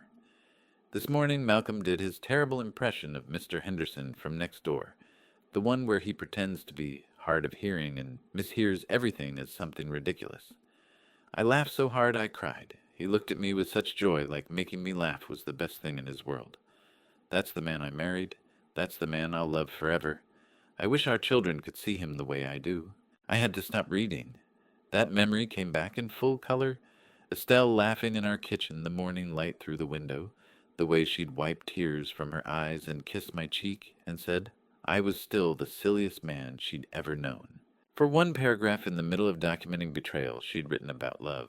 Then the entries continued darker, more detailed. November 8th, documenting Celeste's weekly medication visits. November 20th, noting how confused I'd become, how I couldn't remember simple things. And then the final entry dated 3 weeks before her death. Ramona's voice shook as she read it. If Malcolm reads this after I'm gone, I knew all along what they were planning. I saw the way they looked at the house, at Malcolm's accounts, at everything we built together. I should have told him sooner, but I kept hoping I was wrong. I kept hoping my children weren't capable of this. Malcolm, my darling, I'm sorry I protected them instead of you. Please forgive me, and please, when they come for you, fight back. You deserve better than their cruelty. You deserve the world's respect, not their greed. Don't let them make you doubt yourself. Don't let them make you forget who you are. You are the engineer who built systems that saved lives. You are the father who tried to teach them honor. You are the man I chose 60 years ago and would choose again every single day. They don't deserve you. They never did. I was crying openly now, Ramona's office blurring through tears. She knew, I whispered. God help me. She knew what they were planning, and she tried to protect me. Before I could turn to the final page, the one where Estelle's handwriting looked softer, more personal than all the rest, I need to pause here. If you're still with me, comment A if you think her last words were warning, or B if you think they were promise. Add Y in 5 words. This story includes recreated emotional details for deeper impact. The truth beneath them is what matters. Now, that final page. I turned at myself, and there pressed between the last page and the back cover was a single pressed flower. Baby's breath from our wedding bouquet 60 years ago, dried and brittle, but preserved with the same care Estelle had given everything she loved. Below it, one sentence in her most careful handwriting. Malcolm Thaddeus Prescott, you are the best man I have ever known, and I will love you until stars forget to shine. Ramona sat in silence for a long moment. Then she began photographing every page, her movements precise and methodical. When she finished, she locked the notebook in her office safe alongside Serena's recording and Delphina's photograph. She turned to me with an expression I'd never seen before, not just confidence, but certainty. Thaddeus, she said, I've been practicing elder law for 23 years. I've seen children steal money, property, dignity, but I have never, not once, seen a case where the victim's deceased spouse documented the entire conspiracy from beyond the grave. Your wife just became your star witness, and she's the only witness your children can't cross-examine. can't discredit, and can't intimidate. She pulled out her trial preparation binder and wrote across the top in red ink, Estelle Prescott witness for the defense. Then she looked at me and said 4 words that made my blood sing. We're going to destroy them. The trial was 7 days away. January 12th arrived with the cold precision of a blade. I sat in Ramona's office watching Bryce's face fill the television screen, his expression rehearsed into something that looked almost like concern. The banner beneath him read, Local Businessman Addresses, Elder Abuse Allegations. My father is unwell, Bryce said, his voice steady and sorrowful. We love him deeply, but the truth is painful. These accusations, they're symptoms of his declining mental state, manipulated by opportunists who've convinced him that fiction is memory. Ramona's hand tightened around her pen. The screen cut to footage I recognized the shelter's common room, December 26th. But something was wrong. The timestamp had been altered, pushed forward to December 28th. And the audio, my God, the audio. They'd isolated moments where I'd been talking to Simone, edited out her responses entirely. On screen, I appeared to be speaking to empty air, my hands gesturing at nothing, my voice addressing people who weren't there. As you can see, Bryce continued, my father exhibits clear signs of cognitive decline. The medical professionals at the facility documented these episodes extensively. We've submitted this evidence to the court, not to harm him, but to protect him. Summit Strategic PR, Ramona said quietly, reading something on her laptop. Top-tier crisis management firm. This is an amateur hour. Celeste appeared next to Bryce, her makeup perfect, her eyes glistening with manufactured tears. We just want Dad safe, she whispered. We want him to get the help he needs. The reporter's voice was sympathetic. The family has declined to comment on allegations regarding the discovered historical items, stating only that they're cooperating fully with authorities to ensure proper historical preservation. Historical items, not treasure, not $18 million. Historical items. They're reframing the entire narrative, I said, making it about my competency, not their theft. Ramona closed her laptop with a sharp click. Which means they're scared. People don't spend this kind of money on PR unless they know they're losing. But watching my own face on that screen, watching myself look confused and disoriented, hearing my voice stripped of context until it sounded like the rambling of someone lost in dementia, I felt something crack inside my chest. How many people would believe them? How many would see that footage and decide the treasure hunter was just a sad old man whose mind had finally gone? My phone buzzed. Rufus, I answered. Turn it off, he said immediately. Whatever you're watching, turn it off. I've already sent the raw footage to Ramona. The shelter's security system captures audio from multiple directions. We have Simone's voice on the original. Their version is edited. Will the judge see it? The judge will see everything. His voice was granite. This is going to backfire on them so hard they'll wish they'd never hired those PR vultures. I thought about Estelle's notebook, about her careful documentation of exactly this kind of manipulation. She'd known they would twist reality itself to get what they wanted. That night I dreamed about the Christmas before Estelle's diagnosis, when we'd driven up to Lake Winnow, and she'd insisted on ice skating, even though we were both 73 and hadn't skated in 40 years. We'd lasted maybe 10 minutes before our ankles gave out sitting on the ice, laughing so hard we couldn't breathe, holding on to each other while younger skaters circled around us like we were obstacles in their path. We're a hazard, she'd gasped between laughs. A pair of stubborn old hazards who refused to act their age. And I'd kissed her there on the frozen lake, tasting winter and joy, and 51 years of choosing each other, thinking that some risks were worth taking even when your bones protested. The call came from Delphina on January 15th. It's Serena, she said, her voice tight with controlled fury. Bryce has locked her in her bedroom. Since she testified at the deposition, she hasn't been allowed out, except for bathroom breaks. There's a lock on the outside of the door, and Marlene slides meals through a slot they installed. I couldn't breathe. Where's CPS? I've called them 4 times. They say they're investigating, but apparently Bryce has convinced them it's a safety measure because Serena's been acting out. He showed them some incident report from her school that I know he fabricated. We need to... There's more. Delphina's voice cracked slightly. She got a note to me, bribed the gardener with her necklace, the one you gave her for her birthday. It says, Grandpa, don't stop fighting. I'm okay. I'd do it again. They talk about the trial when they think I can't hear. Dad's scared. Keep going. Malcolm, she's 13 years old, and she's trapped in that house because she told the truth. Ramona made 5 calls in the next hour. By evening, we had an emergency motion filed for Serena's immediate removal from Bryce's custody pending the conservatorship hearing. Judge Whitmore granted a hearing for the next morning, but at 8 o'clock that night, just as I was preparing to sleep, Ramona's car pulled into the driveway. She came to the door holding a manila envelope, no markings, no return address. This was left at my office, she said. Security footage shows someone in a hood dropping it through the mail slot at 6:45. Inside were bank statements, Bryce's bank statements. 3 pages transaction details highlighted in yellow. December 8th, 2024. Payment to Summit Strategic PR, $47,000. December 9th, payment to Carmichael Media, consulting $32,000. 2 weeks before I found the treasure, 2 weeks before Dad's letter led me to that bunker. They'd hired the PR firm and the media consultants before they knew there was anything to fight over. They were planning this, I said slowly. Even before the treasure, they were already setting up the infrastructure to destroy my credibility. Ramona's face was pale in the porch light. The question is, who sent these to us, and what else do they know? The hearing was 3 days away. Whoever had dropped that envelope had just handed us proof of premeditated conspiracy. But they'd also proven something more terrifying. Someone inside Bryce's operation had turned against him, and we had no idea who they were or what they wanted in return. The call came at 7 the next morning. Ramona's voice was careful, measured.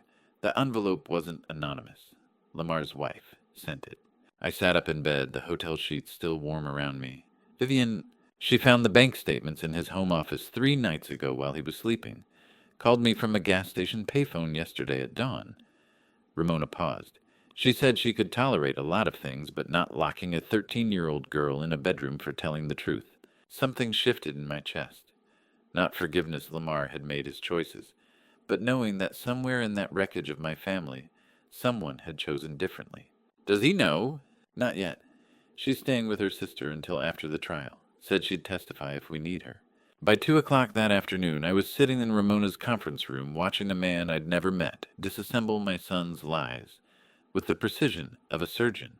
Marcus Bellamy was 54, gray-haired, with the kind of quiet authority that came from testifying in over 200 court cases involving digital evidence manipulation. He'd set up 3 monitors on Ramona's conference table, each showing different layers of the press conference footage. Someone deliberately clipped 30 seconds from a 4-minute recording, he said, his voice clinical.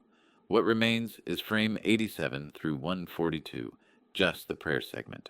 On the left monitor, I watched myself in the shelter's common room. My lips were moving, my hands folded, my eyes closed. To anyone watching without context, I looked like a man talking to voices only he could hear. Now watch this, Marcus said, clicking to the center monitor. The same footage, but extended. The timestamp rolled backward. Suddenly I was holding something, a piece of paper worn at the edges. My younger self was reading aloud, and even through the shelter's grainy security camera, I could see my lips forming words I recognized. That was October, I said quietly. I was reading Estelle's letter, from when we were young, 2012. She'd written it the week after we got engaged.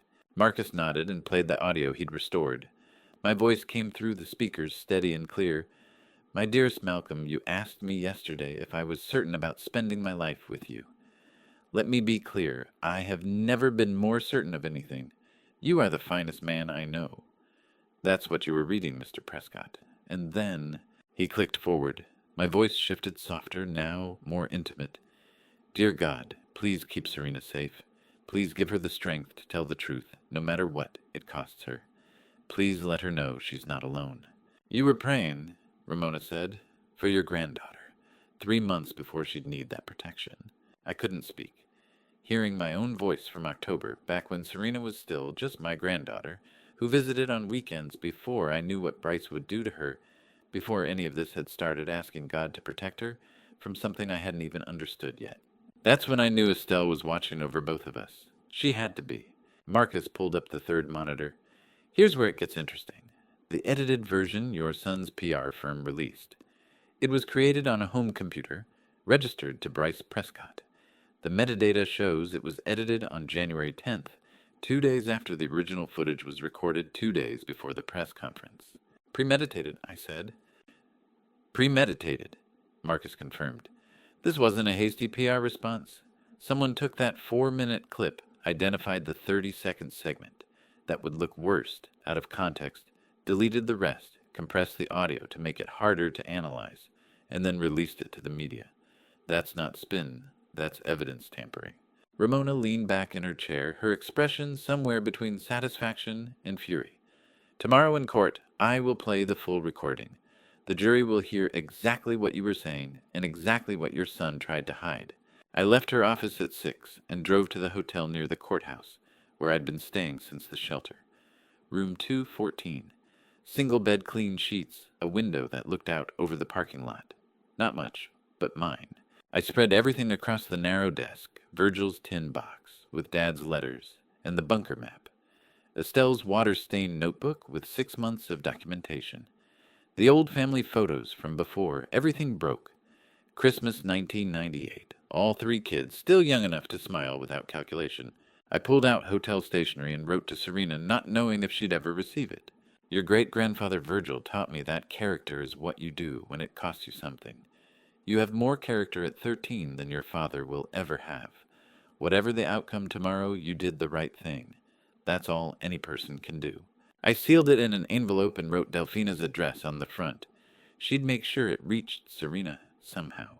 At 9 o'clock, I sat on the edge of the bed, holding Estelle's photo, the one from our 40th anniversary, both of us gray-haired, and grinning like teenagers who'd gotten away with something. Tomorrow I fight for both of us, my love, I whispered, and for the granddaughter who has your courage. By 10:30, I'd laid out the one good suit Simone had found for me at the shelter donation center. Navy blue, slightly loose in the shoulders, but clean and pressed. I set my phone alarm for 6 in the morning. I placed Estelle's wedding ring on the nightstand, where I could see it. The simple gold band I'd slipped onto her finger 51 years ago, promising her everything I had. Sleep came like an old friend I'd forgotten, wrapping me in the kind of peace that only comes when you've stopped running from the truth. I dreamed about nothing. Just darkness and rest and the quiet knowledge that I'd done everything I could. When I opened my eyes at 5:47, 13 minutes before my alarm, I felt something I hadn't felt since Christmas Eve. I felt ready. Whatever happens in that courtroom, I thought I am not the confused old man they tried to make me. I am Thaddeus Prescott, and I know exactly who I am. Tomorrow, 23 people would walk into that courtroom. Judge, jury, attorneys, my children, reporters, witnesses. But only 2 people would walk out, vindicated me and the granddaughter I was fighting for. The trial would prove which version of Thaddeus Prescott the world would believe. The last time my 4 children sat together in one room, they were abandoning me in the rain. Now they sat at the plaintiff's table, wearing expensive suits, ready to finish what they'd started. I walked into courtroom 3B at 8:45 a.m., with Ramona beside me and Estelle's wedding ring in my pocket. The gallery was packed, standing room only. Rufus had saved me a spot in the front row behind the defense table, his hand steady on my shoulder as I passed. Bryce sat closest to the aisle, his jaw tight. Celeste sat next to him, her makeup perfect, and hands folded. Lamar looked smaller than I remembered, and Marlene's expression at the end was entirely unreadable. None of them looked at me. Judge Helena Moorfield entered at 9 a.m., sharp 62 years old, with silver hair pulled back tight, her 30 years on the bench etched into the lines around her eyes. She was known for sharp questioning and zero tolerance for procedural games. "Be seated," she said. "We're here for conservatorship proceedings. Case number 25-0843. Counsel opening statements." Douglas Pembroke stood from the plaintiff's table, 58, silver-haired, wearing a suit that cost more than my monthly pension. Bryce had hired him for his reputation in winning difficult guardianship cases. "Your Honor," Pembroke began smoothly, "Thaddeus Prescott is a sick man exploited by treasure hunters. His children seek only to protect him. The evidence will show that Mr. Prescott lived in a homeless shelter, exhibited clear signs of cognitive decline, and was manipulated by strangers seeking access to discovered historical items, valued at $18 million. His loving family simply wants him safe." I sat perfectly still, letting the words wash over me. Estelle had taught me that silence could be its own kind of testimony. I scanned the courtroom for the one face that mattered. Serena should have been here. Delphina had promised that CPS authorized her attendance despite Bryce's custody, but the gallery held only strangers. Then I understood Bryce had manipulated the timing of this hearing to ensure his daughter, the only family member who would testify for me, couldn't attend. "Let them build their house of cards," Ramona whispered. "We'll burn it down with the truth." Judge Moorfield nodded to Pembroke. "Call your first witness." The petitioners call Celeste Prescott. My daughter walked to the stand with the same confident stride she'd used at her pharmacy school graduation 29 years ago. She placed her hand on the Bible and swore to tell the truth. "Miss Prescott," Pembroke began, "please tell the court your relationship to the respondent." "I'm his daughter," Celeste said steadily, "and I'm a licensed pharmacist with 17 years of clinical experience. As a professional, I documented Dad's decline for months. He forgot medications, repeated questions, and couldn't manage basic tasks. We were terrified he'd hurt himself."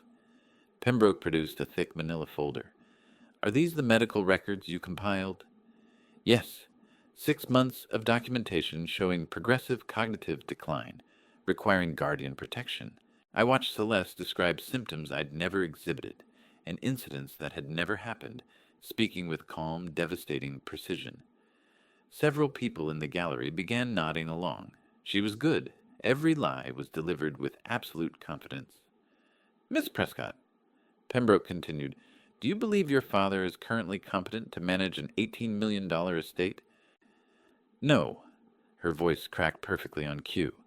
"I believe my father deserves safety medical care and family who love him, not strangers chasing reward money." Pembroke entered the records into evidence, page after page of fabricated documentation. "And these prescription records show you personally filled your father's medications for the past 6 months, correct?" "Yes," Celeste said. "I wanted to ensure he was taking them properly. The same 6 months she'd been drugging me. The same prescriptions she'd used to make me disoriented, now weaponized as proof of her devotion. No further questions, Your Honor." As Pembroke sat down, half the courtroom looked at me with pity. Then Ramona stood up, pulled a single sheet of paper from her briefcase, and said 5 words that made Celeste's face go entirely white. "Let's discuss those prescriptions, shall we?" Ramona's first question was surgical. "Ms. Prescott, you filled your father's prescriptions every week for 6 months. Did you ever consider that amount of sedatives might be harming him?" Celeste's composure flickered. I followed the dosage instructions. "Did you?" Ramona pulled out a second document. "These pharmacy records show you filled his prescriptions at twice the normal frequency. Care to explain why your father needed double the medication? He was forgetting to take them properly." "I wanted to ensure—" "You wanted to ensure he appeared confused," Ramona said quietly. "Your Honor, the defense calls Dr. Farah Castillo." Dr. Castillo took the stand carrying a medical file that would dismantle their entire case. "Dr. Castillo," Ramona began, "you examined the respondent on December 31st, 2024. What were your findings?" "Mr. Prescott's cognitive function is exceptional for his age," Dr. Castillo said clearly. "Neurologically sound. However, his blood work showed sedatives at levels that would impair anyone consistent with daily administration over several months. These drugs would absolutely cause disorientation, memory gaps, and apparent dementia. The moment he stopped taking them, his mind cleared completely." The courtroom went silent. The realization rippled through the gallery. The devoted daughter hadn't been caring for her father. She'd been poisoning him. "Your Honor," Ramona said, "these records are evidence of systematic drugging, designed to create the very incompetence this petition claims to address." Judge Moorfield leaned forward, her expression hardening. "Ms. Prescott, you may step down. Mr. Pembroke, I suggest you proceed with extreme caution." Pembroke consulted with Bryce in urgent whispers, then turned to the bench. "Your Honor, we'd like to present video evidence of the respondent's documented mental state during his time at the homeless shelter." The bailiff dimmed the lights. The screen flickered to life, showing the shelter's common room on December 28th. There I was, sitting alone, eyes closed, lips moving, gesturing, and whispering to empty air. It looked damning. "As you can see," Pembroke began. Even away from his family, Mr. Prescott exhibited clear signs of... Your Honor, Ramona interrupted. I'd like the court to hear what Mr. Bryce Prescott deliberately edited out of that recording. The video was cut from a 4-minute original to extract 30 seconds out of context. We have the complete, unaltered audio. Judge Moorfield glared at the plaintiff's table. Play it! Marcus Bellamy's restored recording filled the courtroom. The timestamp rolled back to December the 26th, and my voice came through clear and steady, reading aloud. My dearest Malcolm, let me be clear, I have never been more certain of anything. You are the finest man I know. I closed my eyes, listening to myself read Estelle's old letter from 1973. The video showed me folding the paper carefully. Then my voice shifted softer into a prayer. God, please keep my Serena safe. Please don't let them hurt her for loving me. Please give her strength to tell the truth, no matter what it costs her. The recording ended. The lights came up. Several people in the gallery were crying openly. Judge Moorfield stared at Bryce with unmistakable contempt. Let me understand this correctly, the judge said, her voice freezing cold. Your client took a video of his father reading a love letter and praying for his granddaughter's safety, edited it to remove all context, and presented it as evidence of mental incompetence. Pembroke said nothing. My prayer, spoken weeks before Bryce locked Serena away, proved I had understood my family's cruelty long before the treasurer gave them a reason to act. Mr. Pembroke, Judge Moorfield continued, your client edited evidence to fabricate mental incompetence. I suggest you reconsider your entire case. 15-minute recess. The gavel struck. As the courtroom cleared, I watched Bryce lean over to whisper at Douglas Pembroke. Whatever he said made the attorney close his briefcase, shake his head, and walk straight toward the exit, pulling free when Bryce tried to grab his arm. The children's lawyer was abandoning ship.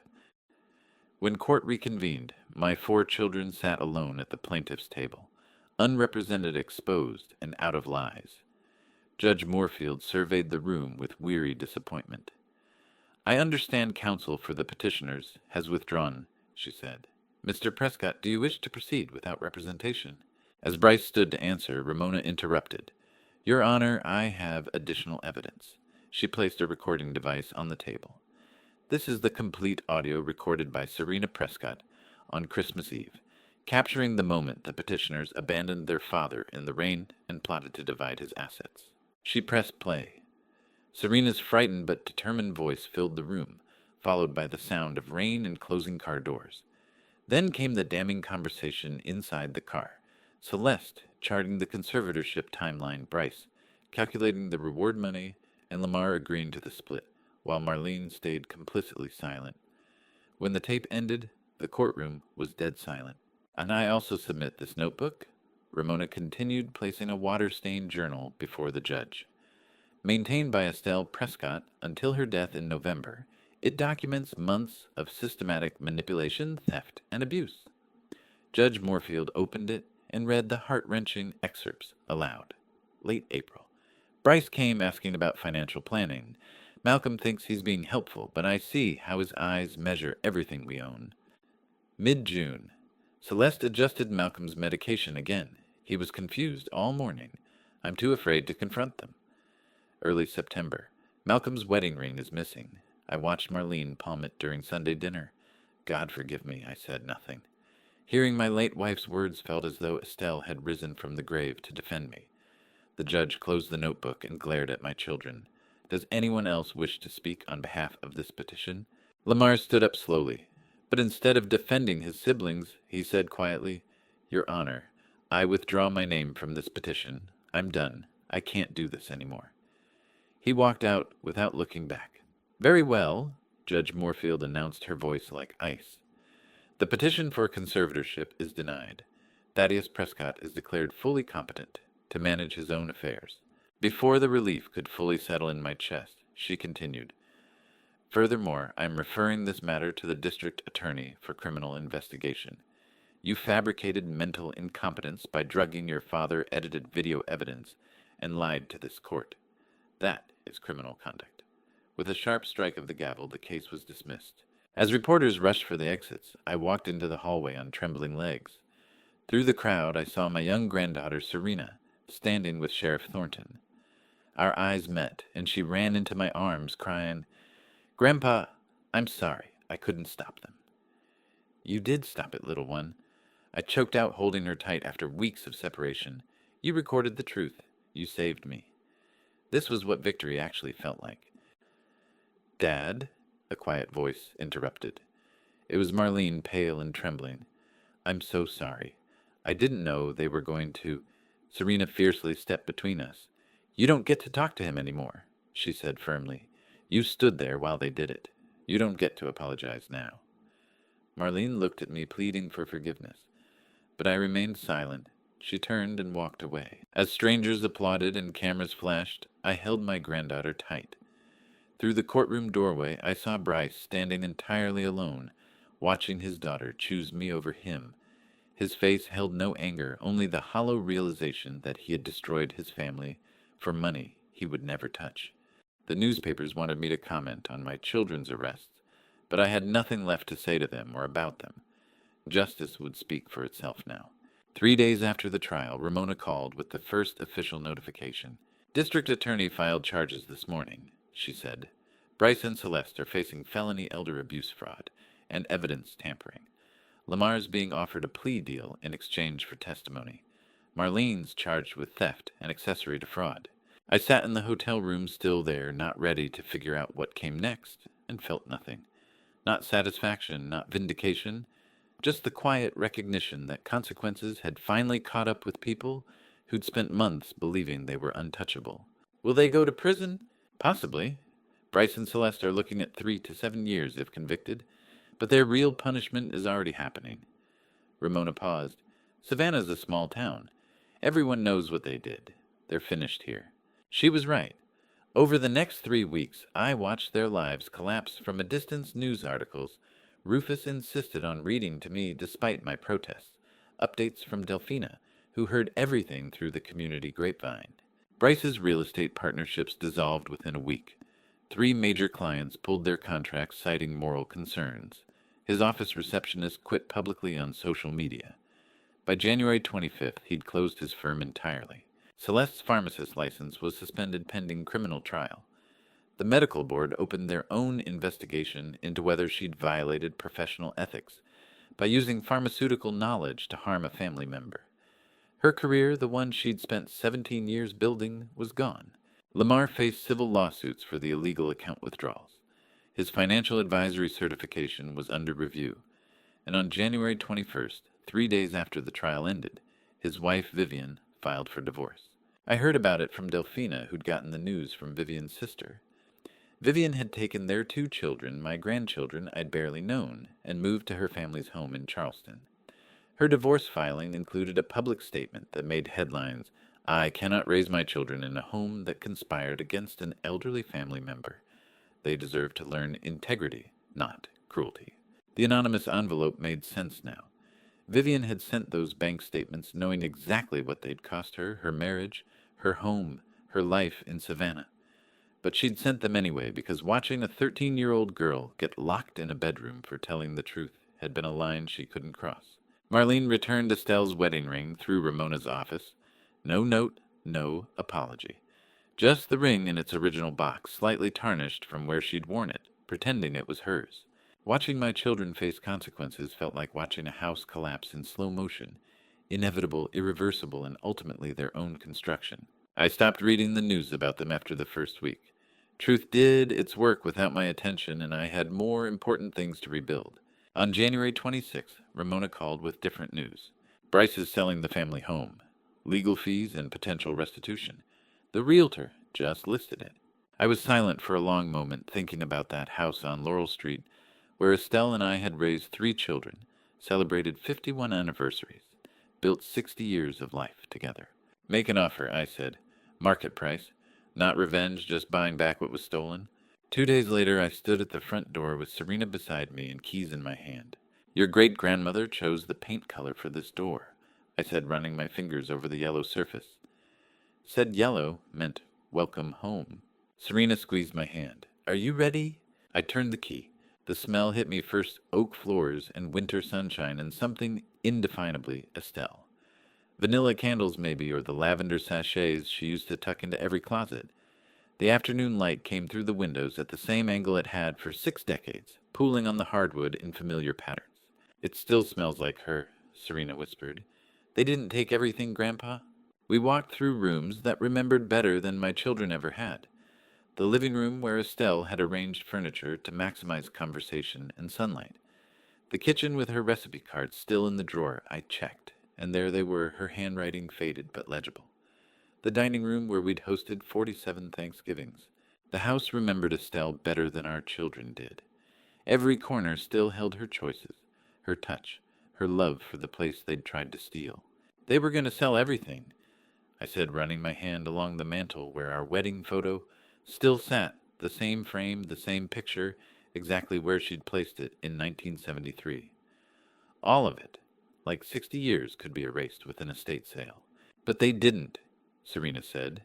She was looking at the bookshelves full of volumes Estelle had collected: classic novels, poetry, gardening guides, the complete works of Dickens she'd read to me when I was recovering from pneumonia in 2011. "They ran out of time." I climbed the stairs slowly, Serena trailing behind me. The master bedroom looked exactly as I'd left it the morning Estelle died. Same quilt on the bed, same photos on the dresser, same reading glasses on her nightstand, waiting for eyes that would never need them again. I opened the closet. Hanging in the back, wrapped in the plastic garment bag from the dry cleaner she'd used for 50 years, was Estelle's wedding dress. White satin, yellowed to cream the sweetheart neckline she'd chosen, because I'd told her she looked like Grace Kelly. The hem she'd let down twice because she'd grown an inch between the engagement and the wedding. They'd planned to sell everything, but they'd never gotten past the public rooms before I found the treasure, and their timeline accelerated. The intimate spaces, the bedroom, the closets, the private corners where Estelle's presence was strongest, had been saved by their own impatience. "Now home is home again, Grandpa," Serena said from the doorway. "Really home." That first night back in my own home, I slept in the bed Estelle and I had shared for 60 years with Serena, in the guest room down the hall where she'd stayed every summer as a child. At 2 in the morning I heard footsteps, soft, hesitant. Serena stood in my doorway holding Estelle's wedding photo from the mantel, tears streaming down her face in the moonlight. She whispered 5 words that broke and healed my heart at once. "Tell me about great-grandma." I spent 3 nights telling Serena stories about Estelle, her laugh, her kindness, her flowers, before I realized the best way to honor my wife wasn't through words, but through action. On January 29th, I sat in Ramona's office with Simone beside me, discussing numbers that still felt abstract. The federal government had processed the reward paperwork faster than expected. The Cold War treasure had been authenticated, cataloged, and transferred to the Smithsonian. The money was real now, not theoretical justice, but actual funds requiring actual decisions. $18 million, Ramona said, her voice careful. "After taxes and legal fees, you're looking at approximately $11.3 million. That's generational wealth, enough to ensure Serena's future, your comfort, and—" "I want to establish a fund," I interrupted, "for people like me, elderly victims of family exploitation and abandonment, free legal representation, advocacy, emergency housing assistance." Simone leaned forward. "Thaddeus, that's—" "The Estelle Prescott Shelter Fund," I continued, "named after someone who believed family was about protection, not possession. 10 million to establish it. 1 million for Serena's education and future. The rest for maintaining the house and basic living expenses." Ramona was quiet for a long moment. "You're giving away almost everything." "I'm giving it purpose." I looked at Simone. "And I want you to run it, executive director. You've spent 15 years helping people at the shelter. Now you'll have resources to help systematically, legally, permanently." Simone's eyes filled with tears. "Thaddeus, I see 5 new people every week who've been abandoned or exploited by family. Most of them can't afford attorneys. They just accept their situation because fighting seems impossible. This could change lives, maybe save them." "Then say yes." "Yes," she whispered. "God, yes." 2 days later, we gathered in the shelter's common room to announce the fund. 37 residents attended, men and women whose stories echoed mine in different keys. Rufus sat in the front row, his weathered face attentive. My wife Estelle believed family was about protection, not possession. I said, my voice steady despite the emotion tightening my throat. This fund will protect people whose families forgot that truth. Afterwards, Simone pulled me aside. We already have our first client. Rufus's daughter filed conservatorship papers last week.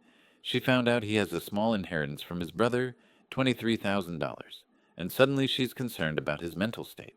The man who'd taught me how to protect my belongings at the shelter, who'd shared his dinner on my second night there, who'd waited 3 months for children who never returned. He was being targeted the same way I'd been. Get him representation, I said. Today, whatever it costs. Rufus looked at me from across the room, and I saw recognition in his eyes.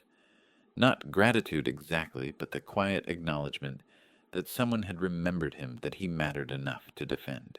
Estelle, wherever you are, this is how I keep my promise to you, turning our suffering into someone else's salvation.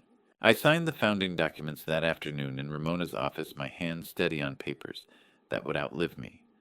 The Estelle Prescott Shelter Fund became real, not just intention, but legal entity-funded, trust operational framework. Estelle would be proud of you, Ramona said as I dated the final signature. She'd say I should have thought of it sooner, I replied. That's how she was. Always seeing what could be done, not what couldn't. The next morning, Ramona arrived at the house with different papers. It's official, she said, handing me the court order. Serena is legally in your custody now. Given her parents' ongoing criminal investigation and documented abuse, the judge didn't hesitate. She's yours. Serena had been staying with me since the trial, but this made it permanent. Not temporary guardian arrangement, but full legal custody. My granddaughter, my responsibility, my family. I'd spent the previous evening preparing her bedroom, the same room she'd used during summer visits when Estelle was alive. The same white dresser, the same window seat overlooking the garden, the same patchwork quilt Estelle had made when Serena was born, and on the dresser a vase of yellow roses. Serena came home from school that afternoon to find her belongings, the few things retrieved from Bryce's house, arranged carefully in the space.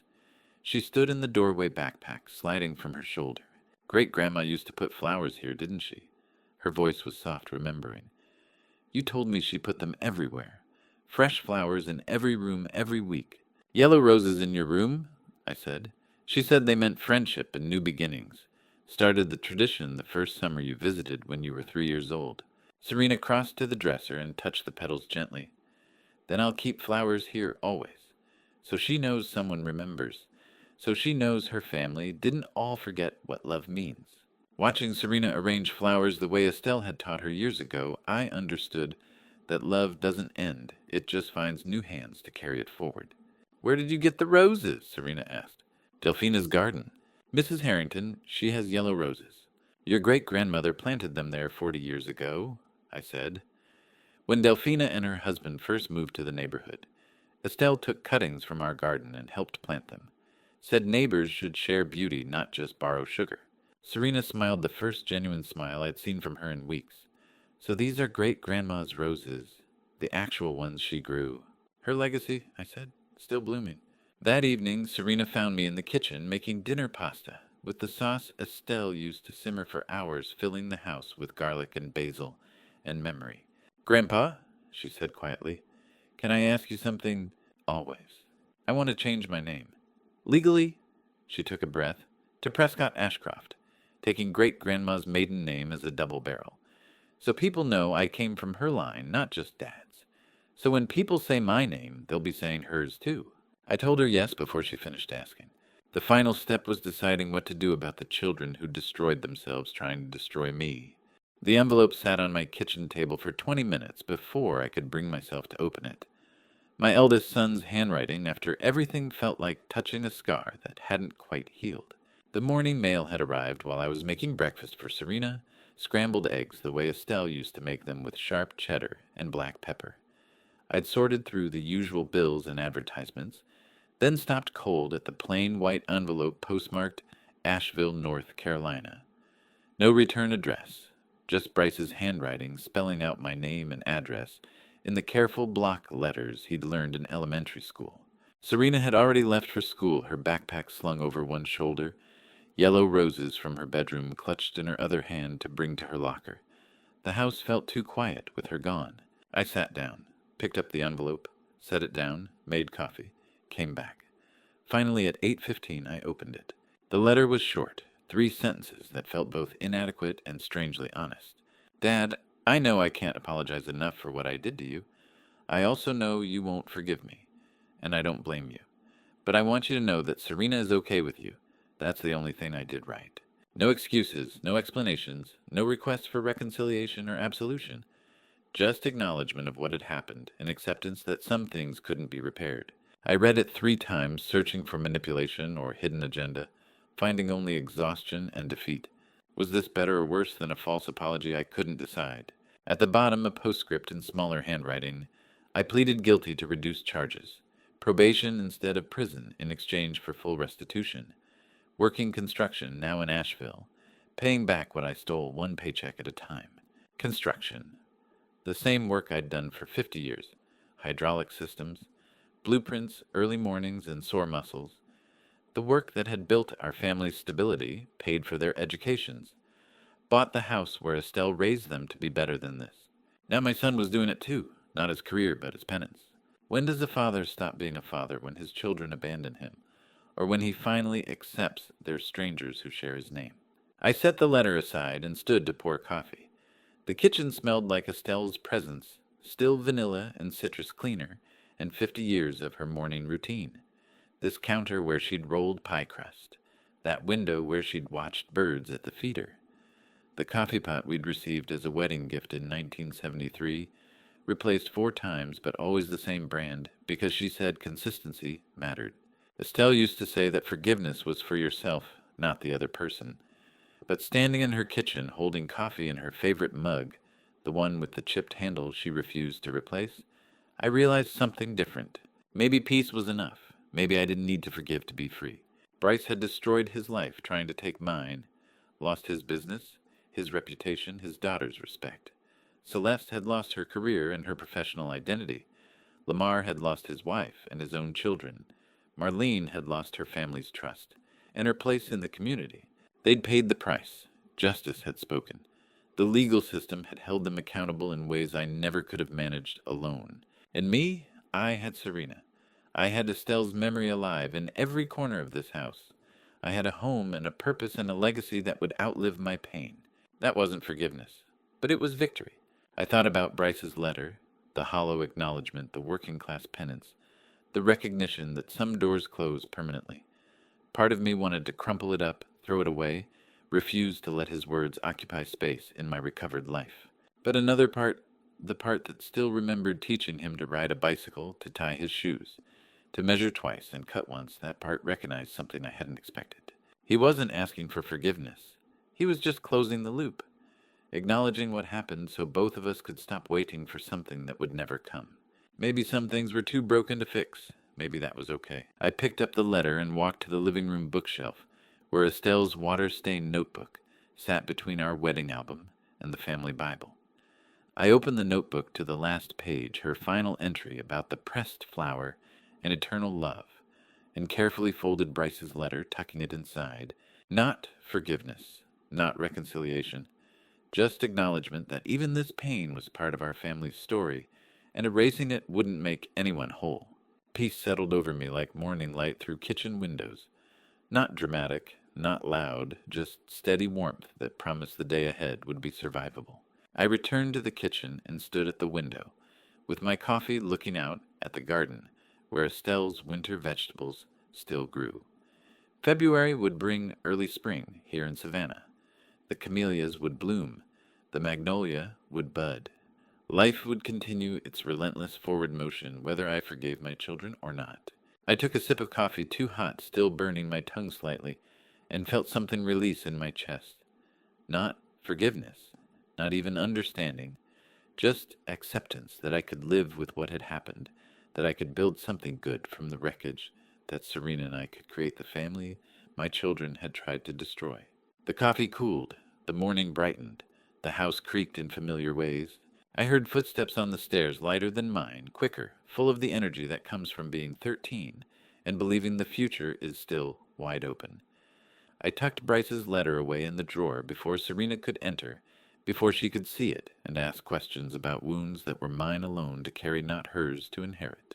She walked into the kitchen holding a college brochure, Georgia State University, pre-law program, her face bright with possibility.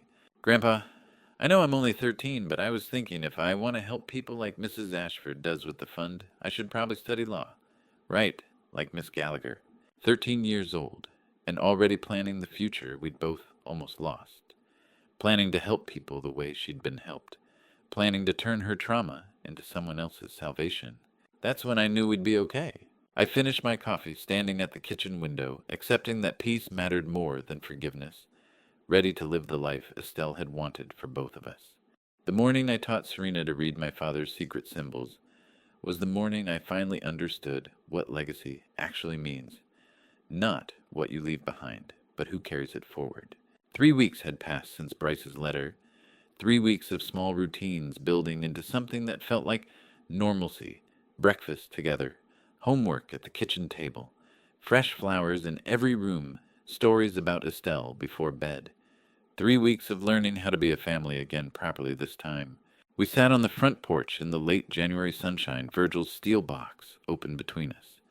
Serena had asked to see the treasure map again, curious about the symbols she'd heard me mention to Ramona. What does this curved line mean? She asked, pointing to a marking near the river.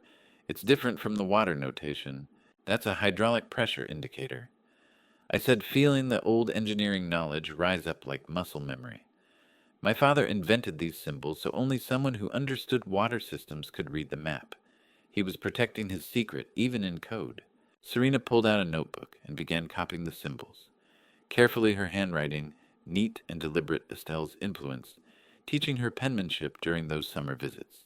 And this one, she pointed to a small star beside the marking for the crooked oak. I looked closer.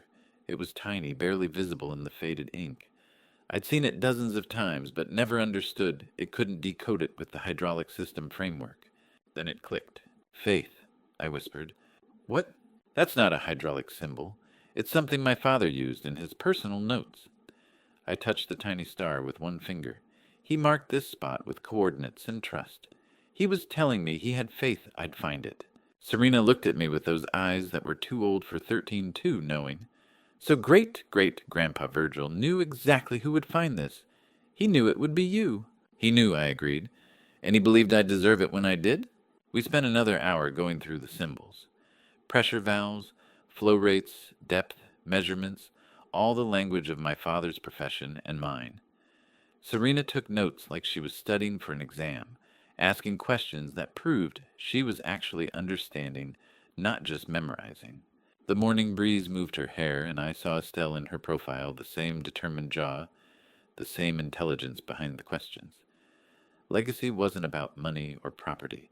It was about this teaching someone what your parents taught you, passing forward the belief that knowledge matters and character counts. That afternoon I visited the shelter, not as desperate resident this time, but as donor and friend.